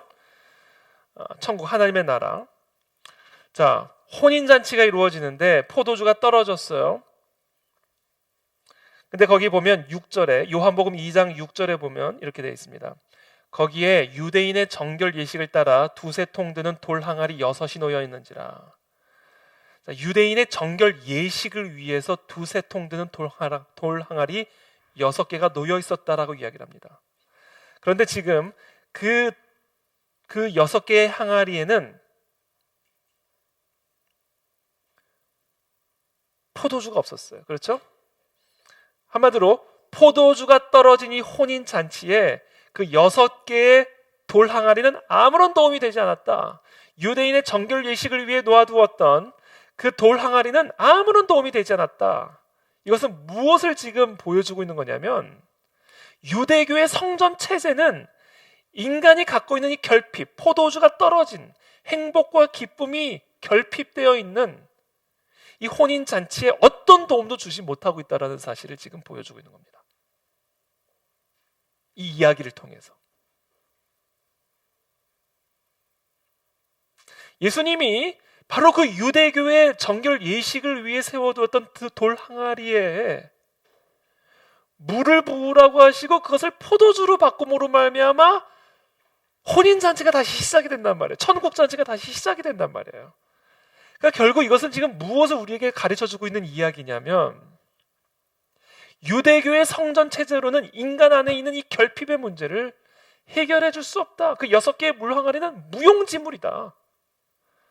그러나 예수 그리스도께서 위에서 내려오신, 말씀이 육신으로 오신 그분께서 그 6개의 돌 항아리에 물을 채우라고 하셨을 때 그 물이 포도주가 되어지는, 그래서 혼인잔치가 회복이 되어지는, 그래서 인간의 결핍들이 회복되어지는 천국의 역사가 회복이 되었다라는 거예요. 그러므로 유대교의 성전 체제, 유대교의 정결 예식, 유대교의 율법주의는 인간의 결핍의 문제를 해결할 수 없는 무용지물에 불과하다. 그것은 모형이다. 무엇을 위한 모형? 위에서 육신을 입고 오신 예수 그리스도를 예표하는 새로운 성전의 모형에 불과하다라는 거예요. 바로 이와 같은 이야기가, 바로 이와 같은 세계관이 바로 이 요한복음의 이야기 안에 다 녹여져 있다는 거죠. 그래서 이 유대교 성전 체제 안에서 가장 최고위층에 있었던 니고데모의 인물, 그리고 유대교 성전 체제에서 가장 밑바닥에 있는 사마리아 여인, 두 인물을 통해서 결국은 유대교 성전 체제에서 가장 꼭대기에 있는 사람이든, 유대교 성전, 유대교 율법주의 체제에서 가장 밑바닥에 있는 사마리아 여인이든 다 오직 위에서 내려오신 예수 그리스도, 위에서 보내주신 그 예수 그리스도를 영접함으로 말미암아, 믿음으로 말미암아 니고데모든 사마리아 여인이든 차별이 없이, 유대인이든 이방인이든 차별이 없이 우리는 그 위의 세계, 하나님의 생명, 하나님의 평안, 위로부터 내려오는 그 선물을 누리게 되는 하나님의 천국 백성이 될 수 있다라는 그 메시지, 그 세계관이 바로 지금 이 요한복음 혼인잔치 이야기 안에 녹여져 있고, 지금 이와 같은 이야기의 배열은 당시 헬레니즘의 그 플라톤의 이원론적 세계관에 익숙해 있었던 독자들을 감안하여 정교하게 배열된 이야기다.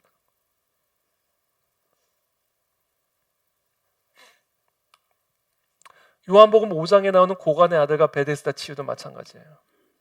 똑같은 패턴입니다. 잔치와 결핍, 위의 세계는 잔치, 밑의 세계는 결핍이에요. 위에 계신 예수 그리스도께서 결핍이 있는 아랫세계로 내려오셔서 아랫세계로 내려오신 그 예수 그리스도를 영접하는 자들마다 우리는 다 그 위의 세계에서 내려오는 생명, 기쁨, 평안, 능력을 누리는, 이 땅 속에서 샬롬을 누리는 구원받은 인물이 될 수 있다는 거죠. 그래서 그것을 보여주는 사건이 바로 혼인잔치 사건이라고 얘기했어요. 자, 그 토대를 두고 계속해서 다른 이야기들을 한번 나눠보게. 고관 아들 4장에 나오죠. 요한복음 4장에 세상적인 직분이 최고위직이어도 죽을 병에 걸리면 죽는 거예요. 세상의 모든 권력을 다 가지고 있어도 고관의 아들이면 뭐합니까?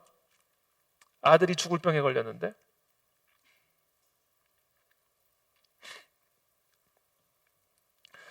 요한복음 5장 가장 사회적으로 밑바닥에 있는 안진뱅이, 그러니까 세상적인 지위로 봤을 때 아까 그 니고데모와 사마리아 여인은 유대교라고 하는 유대교 율법주의 성전 체제 안에서 최고위층과 최저층, 상관없이 위에서 내려오신 그리스도를 영접하는 자들마다 위의 세계의 선물들을 누린다라는 메시지.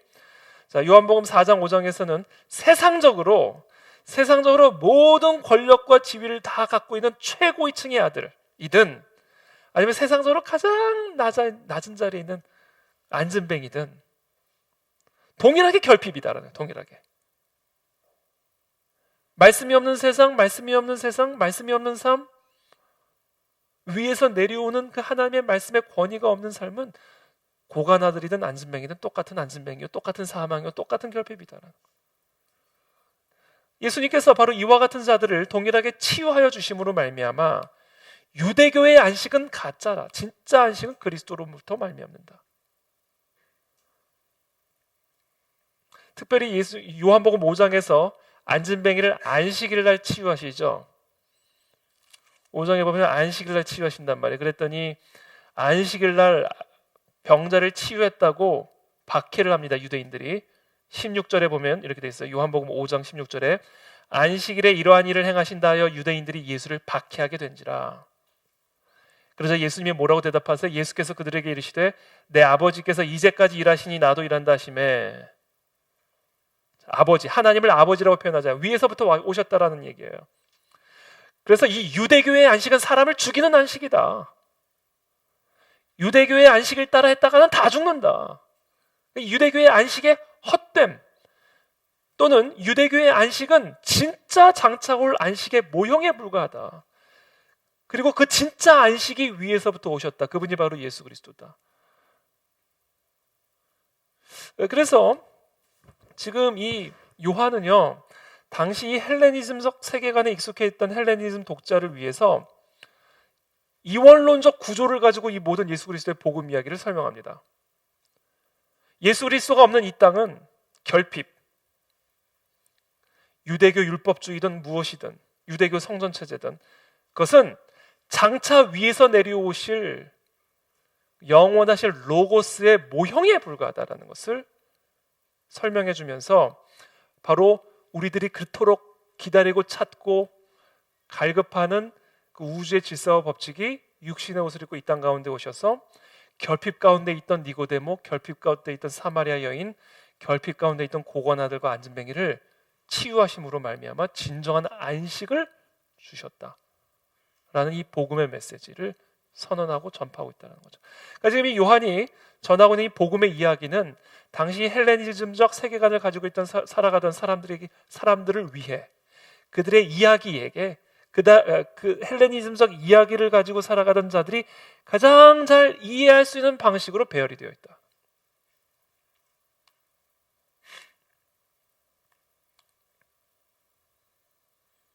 하나님의 나라는 잔치죠. 풍요로움과 배부름과 만족과 기쁨과 사랑이 넘치는 잔치. 그건 헬레니즘적 이원론에 따르면 저 위의 세계에서 있는 잔치죠. 그러나 이 땅은 결핍이죠. 불만과 아픔과 슬픔과 생존 경쟁, 갈등과 증오, 모든 면에서 결핍이죠. 그래서 저 위에 계신 말씀이, 태초에 말씀이 계셨고 말씀 없이 된 것은 아무것도 없는데 그 말씀이 곧 하나님이시고, 근데 그 말씀이 육신의 옷을 입고 결핍 가운데 있는 이 세상 속으로 들어오셔서 결핍 가운데 있는 누구든지 위에서 내려오신 그 로고스를 영접하는 자들마다 저 하나님의 나라의 잔치를 누리는 구원받은 인생으로 변화되어 줄 수 있음을 지금 요한은 이 헬레니즘적 세계관을 가지고 살아가는, 이 이원론적 세계관을 가지고 살아가는 이들에게 전하고 있다라는 겁니다. 특별히 지금 요한복음의 요한의 이와 같은 지금 이야기의 배열은, 이야기의 구성은 당시 헬레니즘적 세계관을 가지고 살아가던 사람들을 겨냥한 것일 뿐 아니라 동시에 유대교적 세계관을 가지고 살아가던 당시 유대인들을 겨냥한 이야기이기도 합니다. 그래서 유대교적 성전 체제로는 이 결핍의 문제를 해결해 줄 수 없다. 혼인잔치에 포도주가 떨어졌는데, 잔치가 중단됐는데 포도주가 결핍됐는데 유대교 정결 예식을 위해 세워놓은 그 돌 항아리들은 아무런 도움도 되지 않았다. 근데 위에서 내려오신 그 예수 그리스도께서 거기에 물을 담아 따를 때 그것이 포도주로 변화되어지고 다시 잔치가 회복되지 않았는가? 바로 결국 유대교의 성전 체조로는 진정한 안식과 평안을 줄 수 없다. 오직 위에서 내려오신 예수 그리스도가 진정한 로고스요. 특별히 유대교 성전 체제가 가르치고 있고 예표하고 있는 진정한 메시아다 라는 사실을 또 유대교적 세계관을 가지고 살아가던 사람들을 겨냥하여 이와 같은 이야기를 배열하고 있는 거죠. 자, 그래서 결국 또 도표로 다시 정리를 하면 성경적 세계관의 이야기, 결국 또 이렇게 다시 정리를 하면 아주사의 상태, 결핍의 상태에 놓여져 있는 하나님의 말씀에 거역하고 불순종함으로 말미암아 하나님과 단절된 이래로 인간의 내재적 자원을 가지고 한계 속에서 결핍을 가지고 고난 속에 있는, 그래서 사망의 상태에 놓여진 인간을 위에서부터 우주의 질서와 법칙이신 로고스이신 말씀이 육신의 옷을 입고 이 땅 가운데 내려오셔서 그 말씀을 영접하는 자들마다, 그 말씀의 권위를 인정하는 자들마다, 그래서 입으로 주여 주여만 하는 자가 아니라 주의 뜻대로 행함으로써 천국에 들어가게 하시는 그와 같은 복음의 역사를, 구원의 역사를 우리 가운데 허락하셨다는 거예요. 그래서 아주 사의 상태로 고난과 결핍과 사망의 상태에 놓여지는 우리들이 위에서 내려오신 말씀을 영접함으로 말미암아 그 말씀의 권위 아래로 거함으로 말미암아 주아 생의 상태로 구원을 받아 하나님과의 결합 속에서 하나님의 공급을 받아 무한한 만족과 샬롬을 누리는 구원받은 삶으로 변화되어지는 것, 이것이 바로 회복의 기원이고, 이와 같이 회복된 구원받은 한 개인 한 개인을 통해 이 땅에 하나님의 나라가 회복이 되어진다는 겁니다. 그래서 예수님이 오자마자, 이 땅에 육신으로 오자마자, 공생을 시작하자마자 외친 게 뭐예요? 천국이 가까이 왔다. 회개하라, 천국이 왔다. 하나님의 나라가 왔다. 내가 말씀이 육신으로 이 땅 가운데 옴으로 말미암아 하나님의 나라가 왔다. 누구든지 말씀으로 오신 이 예수 그리스도를 영접하는 자들마다 다 천국으로 들어간다. 이 땅에서 천국을 경험한다. 그러므로 회개하라. 말씀을 받아들여라. 여호와께로 돌아오라. 불순종과 거역으로부터 순종으로 돌아오라. 인본주의 세계관에서 신본주의 세계관으로 돌아오라. 성경적 세계관으로 돌아오라. 이 이야기입니다. 그때 우리 모두가 천국을 경험하게 되고 이 땅 가운데 하나님의 나라와 통치가 회복이 되어진다. 결국 이것이 성경적 세계관, 성경의 이야기예요. 생명의 기원은 무엇인가? 문제의 기원은 무엇인가? 회복의 기원은 무엇인가? 결국 성경의 창세기부터 요한계시록까지, 창세기 1장부터 요한계시록까지 결국은 관통하고 있는 이야기는 결국은 뭐예요? 관통하고 있는 주제는 결국 뭐예요? 하나님의 나라의 회복이다. 하나님의 나라를 세우셨는데 인간의 불순종으로 말미암아 하나님의 나라가, 하나님의 통치가 하나님의 나라가 파괴되었다라는 표현은 맞지는 않아요. 신학적으로 맞지는 않아요. 그러나 하나님의 나라가 훼손당했다라고 해야 되나? 이거 진짜 아주 감안해서 들으십시오. 하나님의 나라, 하나님이 다스리는 통치가 시작이 되었는데 인간의 불순종으로 말미암아 타락한 세상이 되어버린 거예요. 하나님의 나라가 이루어지지 못하게 된 겁니다. 그래서 말씀이 다시 오셔서 성경적 세계관의 회복을 통하여 하나님의 나라를 이 땅 가운데 다시 회복하는 이야기가 성경적 세계관의 이야기, 창세기부터 요한계시록까지의 이야기입니다. 그래서 우리는 성경을 바라볼 때, 성경을 이해할 때 바로 이 하나님 나라의 회복이라는 관점으로 이해를 해야 되고 읽어야 되고, 그리고 또한 우리는 이 세상을 볼 때 바로 그 하나님의 나라의 회복이라는 관점으로 이 세상을 바라봐야 된다는 거예요. 이것이 바로 성경을 바라보는 관점이고 성경으로 세상을 바라보는 관점이 되어야 된다는 거예요. 성경을 바라보는 관점, 하나님 나라의 회복. 그리고 그 성경으로 세상을 바라보는 관점, 하나님 나라의 회복이다. 그럼 국가의 3대 요소가 있어요. 9분 남았습니다. 국가의 3대 요소가 있어요. 뭐죠? 첫 번째? 두 번째? 세 번째? 영토. 국가의 세 번째. 하나님의 국가, 하나님의 나라, 천국의 3대 요소도 동일해요. 하나님의 주권, 하나님의 백성, 그 하나님의 주권 아래에 있는, 그 하나님의 주권을 따르는 하나님의 백성, 그리고 하나님의 백성들이 살아가는 세상. 주아생입니다. 이게 하나님의 나라예요. 그렇죠? 바로 이 주아생의 회복, 이게 하나님 나라의 회복 운동이다라는 거예요. 이게 성경적 세계관의 회복이다라는 겁니다. 그래서 이 성경의 이야기는요, 바로 이 주아생의 시작으로 말미암아 주아생의 회복으로 끝이 나는 이야기다라는 거예요. 주아생이 시작이 되죠. 주아생이 파괴가 돼 아주사가 되죠. 다시 주아생으로 회복하는 드라마가 성경의 처음과 끝의 이야기다라는 거예요. 그래서 이 성경에 나오는 이야기들을 다음과 같은 시대로 구분할 수가 있어요. 창조시대, 하나님이 태초에 천지를 창조하시고 그러나 인간이 하나님의 말씀의 권위에 불순종함으로 말미암아 타락이 시작이 되죠. 하나님께서 인간이 하나님께 불순종하자마자 하나님이 행하신 일이 있어요. 하나님이 인간에게 사망을 선언하시고 그리고 그 사망을 선언하자마자 하신 일이 있어요. 가죽옷을 입히시는 일입니다. 이 가죽옷을 입히시는 일은 바로 장차 말씀으로 오실, 육신으로 오실 예수 그리스도를 예표하는 사건이죠. 인간의 불순종 직후부터 하나님 나라의 회복은 시작이 되는 겁니다. 하나님의 프로그램이. 자, 창조 시대, 인간의 불순종으로 말미암아 하나님의 나라가 훼손당하게 되죠. 그래서 하나님 나라의 회복을 위한 프로그램이 시작이 되는데 그 시작이 이제 아브라함을 부름으로 시작이 되죠. 아브라함의 부르심으로 말미암아 시작이 되는 거예요.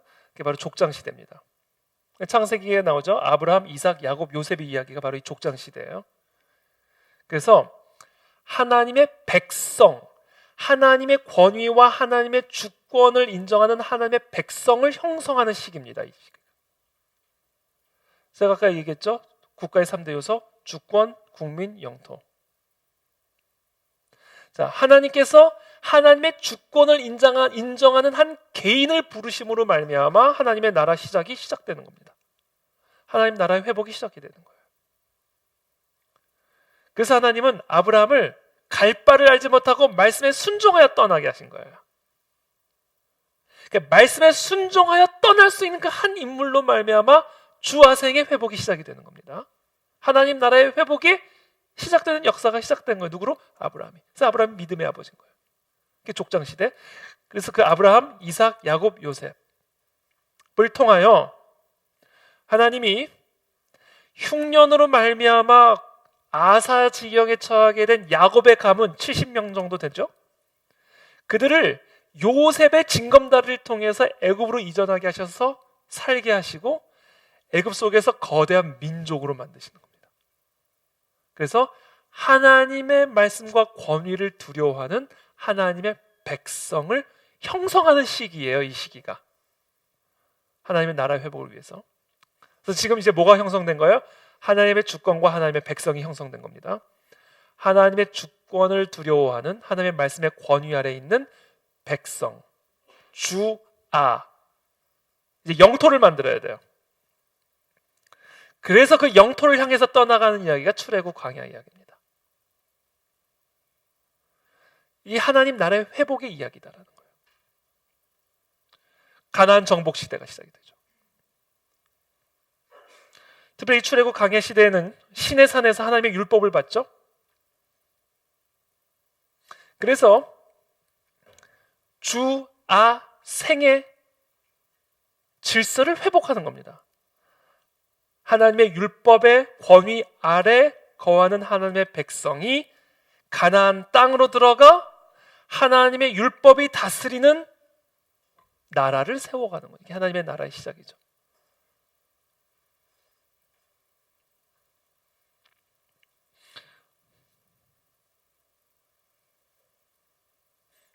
그래서 그 이스라엘이라는 나라가 하나님의 율법의 권위 아래 거하는 하나님의 나라의 원형이 될 수 있도록 지도자들을 세우시는데, 그게 사사시대, 통일 왕국 시대.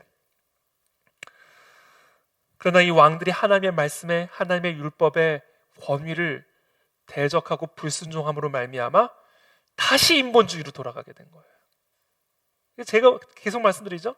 신본주의와 인본주의가 계속 왔다 갔다. 성경도 마찬가지. 그래서 결국은 솔로몬 이후에 나라가 두동왕이 나서 분열왕국 시대가 시작이 되죠. 결국에는 이 분열왕국 시대 가운데 북이스라엘 남유다가 다 이 왕들이 하나님께 불순종하고 율법을 망각함으로 말미암아 아주 사해 상태로 돌아가 결국은 포로 시대로 나가는 겁니다. 그러나 하나님은 다시 그들을 귀환시켜서 주화생을 회복하시죠. 하나님의 율법을 회복하고 하나님의 성전을 회복하여 주화생을 다시 회복하십니다. 그리고 나서 다시 말씀이 육신으로 오시는 복음 시대가 시작이 되고, 그리고 교회 시대가 시작이 되고, 진리의 영이 우리 가운데 오셔서 예수 그리스도께서 다시 오시는 그날까지 하나님의 말씀을 가르쳐 지켜 행하게 하는, 이 땅 가운데 하나님의 나라를 이루어가는 교회 시대를 지금 우리가 살아가고 있다는 거예요. 그러니까 지금 우리가 살아가고 있는 시대가 지금 점점점으로 되어 있는 바로 저 시대가 우리가 지금 살아가고 있는 시대입니다. 그러니까 바로 이 성경적 이야기 속에서 지금 우리가 살아가고 있다는 거예요. 이거를 우리가 이해를 해야 우리가 이 시대를 분별할 수 있고 이 시대 속에서 우리의 소명과 사명을 깨달아 알 수가 있다. 이 땅에서 일어나는 모든 일들은 바로 이와 같은 흐름 속에서, 이와 같은 이야기 속에서 일어나고 있는 이야기, 작은 이야기들이다. 바로 이 큰 이야기 속에서 일어나는 작은 이야기들이다. 이건 제가 이제 나중에 이것만 얘기를 하고 좀 마무리를 짓겠습니다. 그래서 여러분, 지금 우리가 지금 이 시대를 살아가고 있는데, 그렇기 때문에 우리가 왜 윌버포스 아카데미를 하는가, 우리가 왜 성경적 세계관으로 무장해야 되는가, 특별히 이 시대에 왜 하나님은 또 그 안의 진리교를 새롭게 세우셔서 새로운 일들을 행하기를 원하신가, 어떤 일들을 행하기를 원하시는가, 바로 이 이야기의 흐름 속에서 지금 우리 대한민국을 바라봐야 된다라는 거예요. 이 대한민국 안에서 일어나는 모든 역사는 바로 이 흐름 속에서 이해되어져야 된다. 대한민국 안에서 일어나는 모든 일들, 대한민국이 탄생하고 대한민국이 이어져 오는 이 모든 이야기들은 바로 성경의 이 이야기의 흐름 속에서 이해를 해야 된다는 거예요. 그때 비로소 대한민국이라는 건국을 제대로 이해할 수가 있고, 그때 우리가 왜 통일을 해야 되는지를 이해할 수가 있다.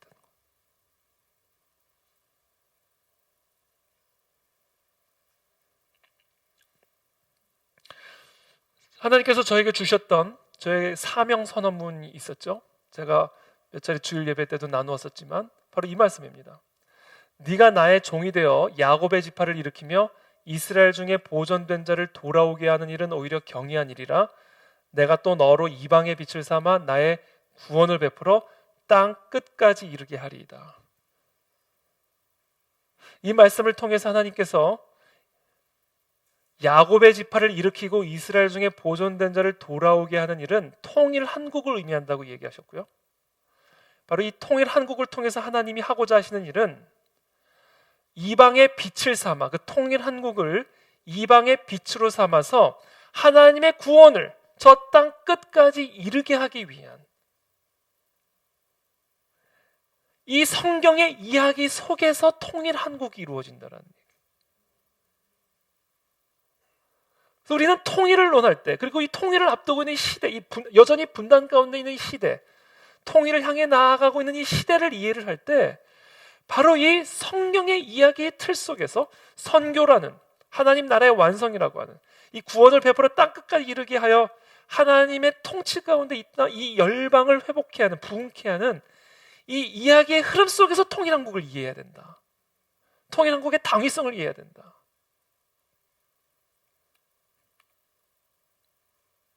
그래서 여러분 반드시 기억해야 되는 게, 통일을 앞두고는 강력한 영적 전쟁이 있다는 거예요. 왜? 이거는 영적인 일이기 때문에. 대한민국 안에 이건 지금 말 그대로 지금 그 인공위성에 비춰진 빛입니다. 전기. 북한은 어둡죠. 흑암이죠. 대한민국은 밝잖아요. 근데 이것을 단순한 저는 물리적인 전기로 보지 않고 물리적인 빛으로 보지 않고 이건 영적인 빛이다. 이것이 지금 하나님께서 우리에게 보여주는 영적인 한반도의 모습이다. 여러분, 전 세계를 한번 눈 씻고 바라보세요. 마지막 때에 복음을 들고 땅끝까지 빛을 증거할 수 있는 나라가 어떤 나라인지 한번 여러분 눈 씻고 한번 찾아보십시오. 일본이 그 사명을 감당하겠습니까 지금? 아니면 중국이 그 사명을 감당하겠습니까? 대한민국밖에 없어요. 대한민국. 제가 봤을 땐 대한민국과 미국. 이 마지막 때에 복음을 들고 땅끝까지 나아갈 수 있는 나라로 하나님은 대한민국을 준비하신 거예요. 이게 건국 안에 있는 하나님의 뜻입니다, 여러분. 그 하나님의 그 이야기, 성경의 이야기 속에서 대한민국의 건국을 이해해야 된다. 이 건국과 함께 교회부흥과 경제부흥을 통해 세계에서 두 번째로 많은 선교사들이 전 세계로 흩어져 버렸잖아요. 자, 건국을 허락하신 하나님께서 이제는 통일혁명으로 이어가게 하시는데, 바로 이 통일 안에 담겨져 있는 이 성경적 의미가 뭐냐면 바로 제가 좀 전에 읽어드린 바로 이거예요. 제가 봤을 때는 저 북한 지하교회 성도들이 통일이 돼서 지상으로 올라오게 되면 우리는 다 무릎 꿇어야 돼요. 설교 중단해야 돼요. 대한민국에 있는 목사들 설교 중단해야 됩니다. 다 모셔야 돼요. 다 모셔서 들어야 됩니다. 지난 60년, 70년 저 지하교회 밑에서 신앙의 맥을 이어서 순교의 피를 뿌렸던, 그러면서 지켰던 저 복음의 순수성, 그렇잖아요. 그 가장 순수하게 보존된 그 복음, 세상에서 저는 지금 북한 지하 교회 성도들만큼 순수하게 보존된 신앙이 있을까 싶어요. 수십 년간 땅 속에 보존되었던 그 순수한 복음이 땅 위로 올라오는, 그게 이 이방의 빛이에요. 이게 통일 안에 담겨진 의미예요.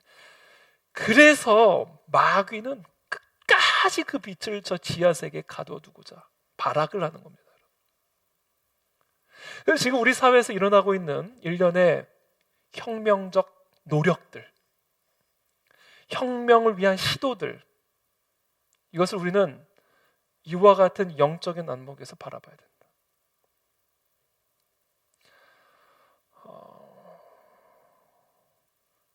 그래서 우리는 이와 같은 안목을 가지고 특별히 대한민국이라는 컨텍스트 속에서 어떻게 통일 한국을 준비하여 이방의 빛을 가지고 저 세계 땅끝까지 나아가는 선교적 사명을 감당할 수 있는 마지막 주자, 라스트 러너죠. 복음을 들고 땅끝까지 달려나가서 마지막 저 계주를 하잖아요. 계주. 처음엔 베드로와 바울이 들고 뛰었죠. 중세교회 수많은 지도자들이 들고 뛰었어요. 그래서 유럽의 또 미국의 수많은 선교자들이 그 바톤을 이제 대한민국에 넘겨줬어요. 이제 그걸 들고 이제 뛰는 겁니다. 이제 우리가.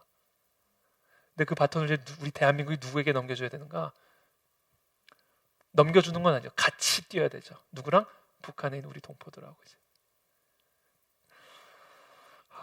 이게 이제 우리 이 나라의 민족에 주어진 사명이에요. 그래서 하나님이 이게 그 안에 진리 교회를 하나님께서 세우신 이유입니다. 왜 또 새로운 교회를 세우는가? 바로 이 사명을 감당할 수 있는 교회로 세우시기 위해서 그 안에 진리 교회를 세우신 거예요. 그래서 우리 모두는 이와 같은 빛을 들고 땅끝까지 나갈 수 있는 준비를 해야 되고 또 기도를 해야 됩니다. 그래서 이 윌버퍼스 아카데미를 윌버퍼스 주니어 아카데미 로 녹여낼 거예요. 이걸 다 녹여낼 겁니다. 우리 지금 우리 스태프분들 열심히 지금 우리 지금 사모님하고 우리 또 우리 집사님, 우리 서순영 집사님, 또 우리 여러 집사님들, 학부모들이 특별히 주축이 돼가지고 윌버퍼스 주니어 아카데미를 지금 준비하고 있잖아요. 지금 제가 이 강의를요, 왜 제가 이거를 이렇게 하냐면요, 이 강의들이 결국은 다 녹여져서 우리 자녀들에게 다 어떻게 해서든지 들어갈 수 있도록 이것들을 다 녹여내야 돼요. 그래서 이 비전, 이 사명, 이 그림을 가지고 그 아이들이 학교에 가고 앞으로 성장하여 이 사명을 감당할 수 있게 해줘야 됩니다.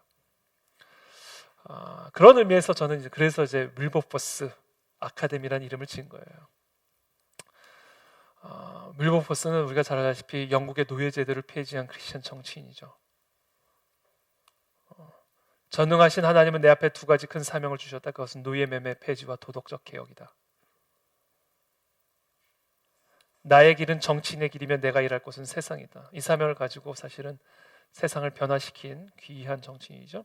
우리가 다 정치인이 될 필요는 없고, 또 우리가 다 법조인이 될 필요도 없고, 우리 각자에게 주어진 영역이 있고 은사들이 있습니다. 그러나 그것이 무엇이든 어떤 영역이든 어떤 은사이든 우리는 이 윌버포스와 같은 성경적 세계관으로 무장하여 이 땅 가운데 하나님의 말씀의 권위를 회복하여 죄의 노예, 사탄의 노예, 흑암의 노예 가운데 있는 이 땅의 백성들을 자유케 하는, 그래서 그 빛을, 그 자유의 빛을, 그 복음의 빛을, 구원의 빛을 저 땅 끝까지 증거하게 하는 이 시대의 밀버포스로서의 사명을 감당해야 된다라는 거죠. 이것이 바로 밀버포스 아카데미의 목적이고 방향이다라는 겁니다.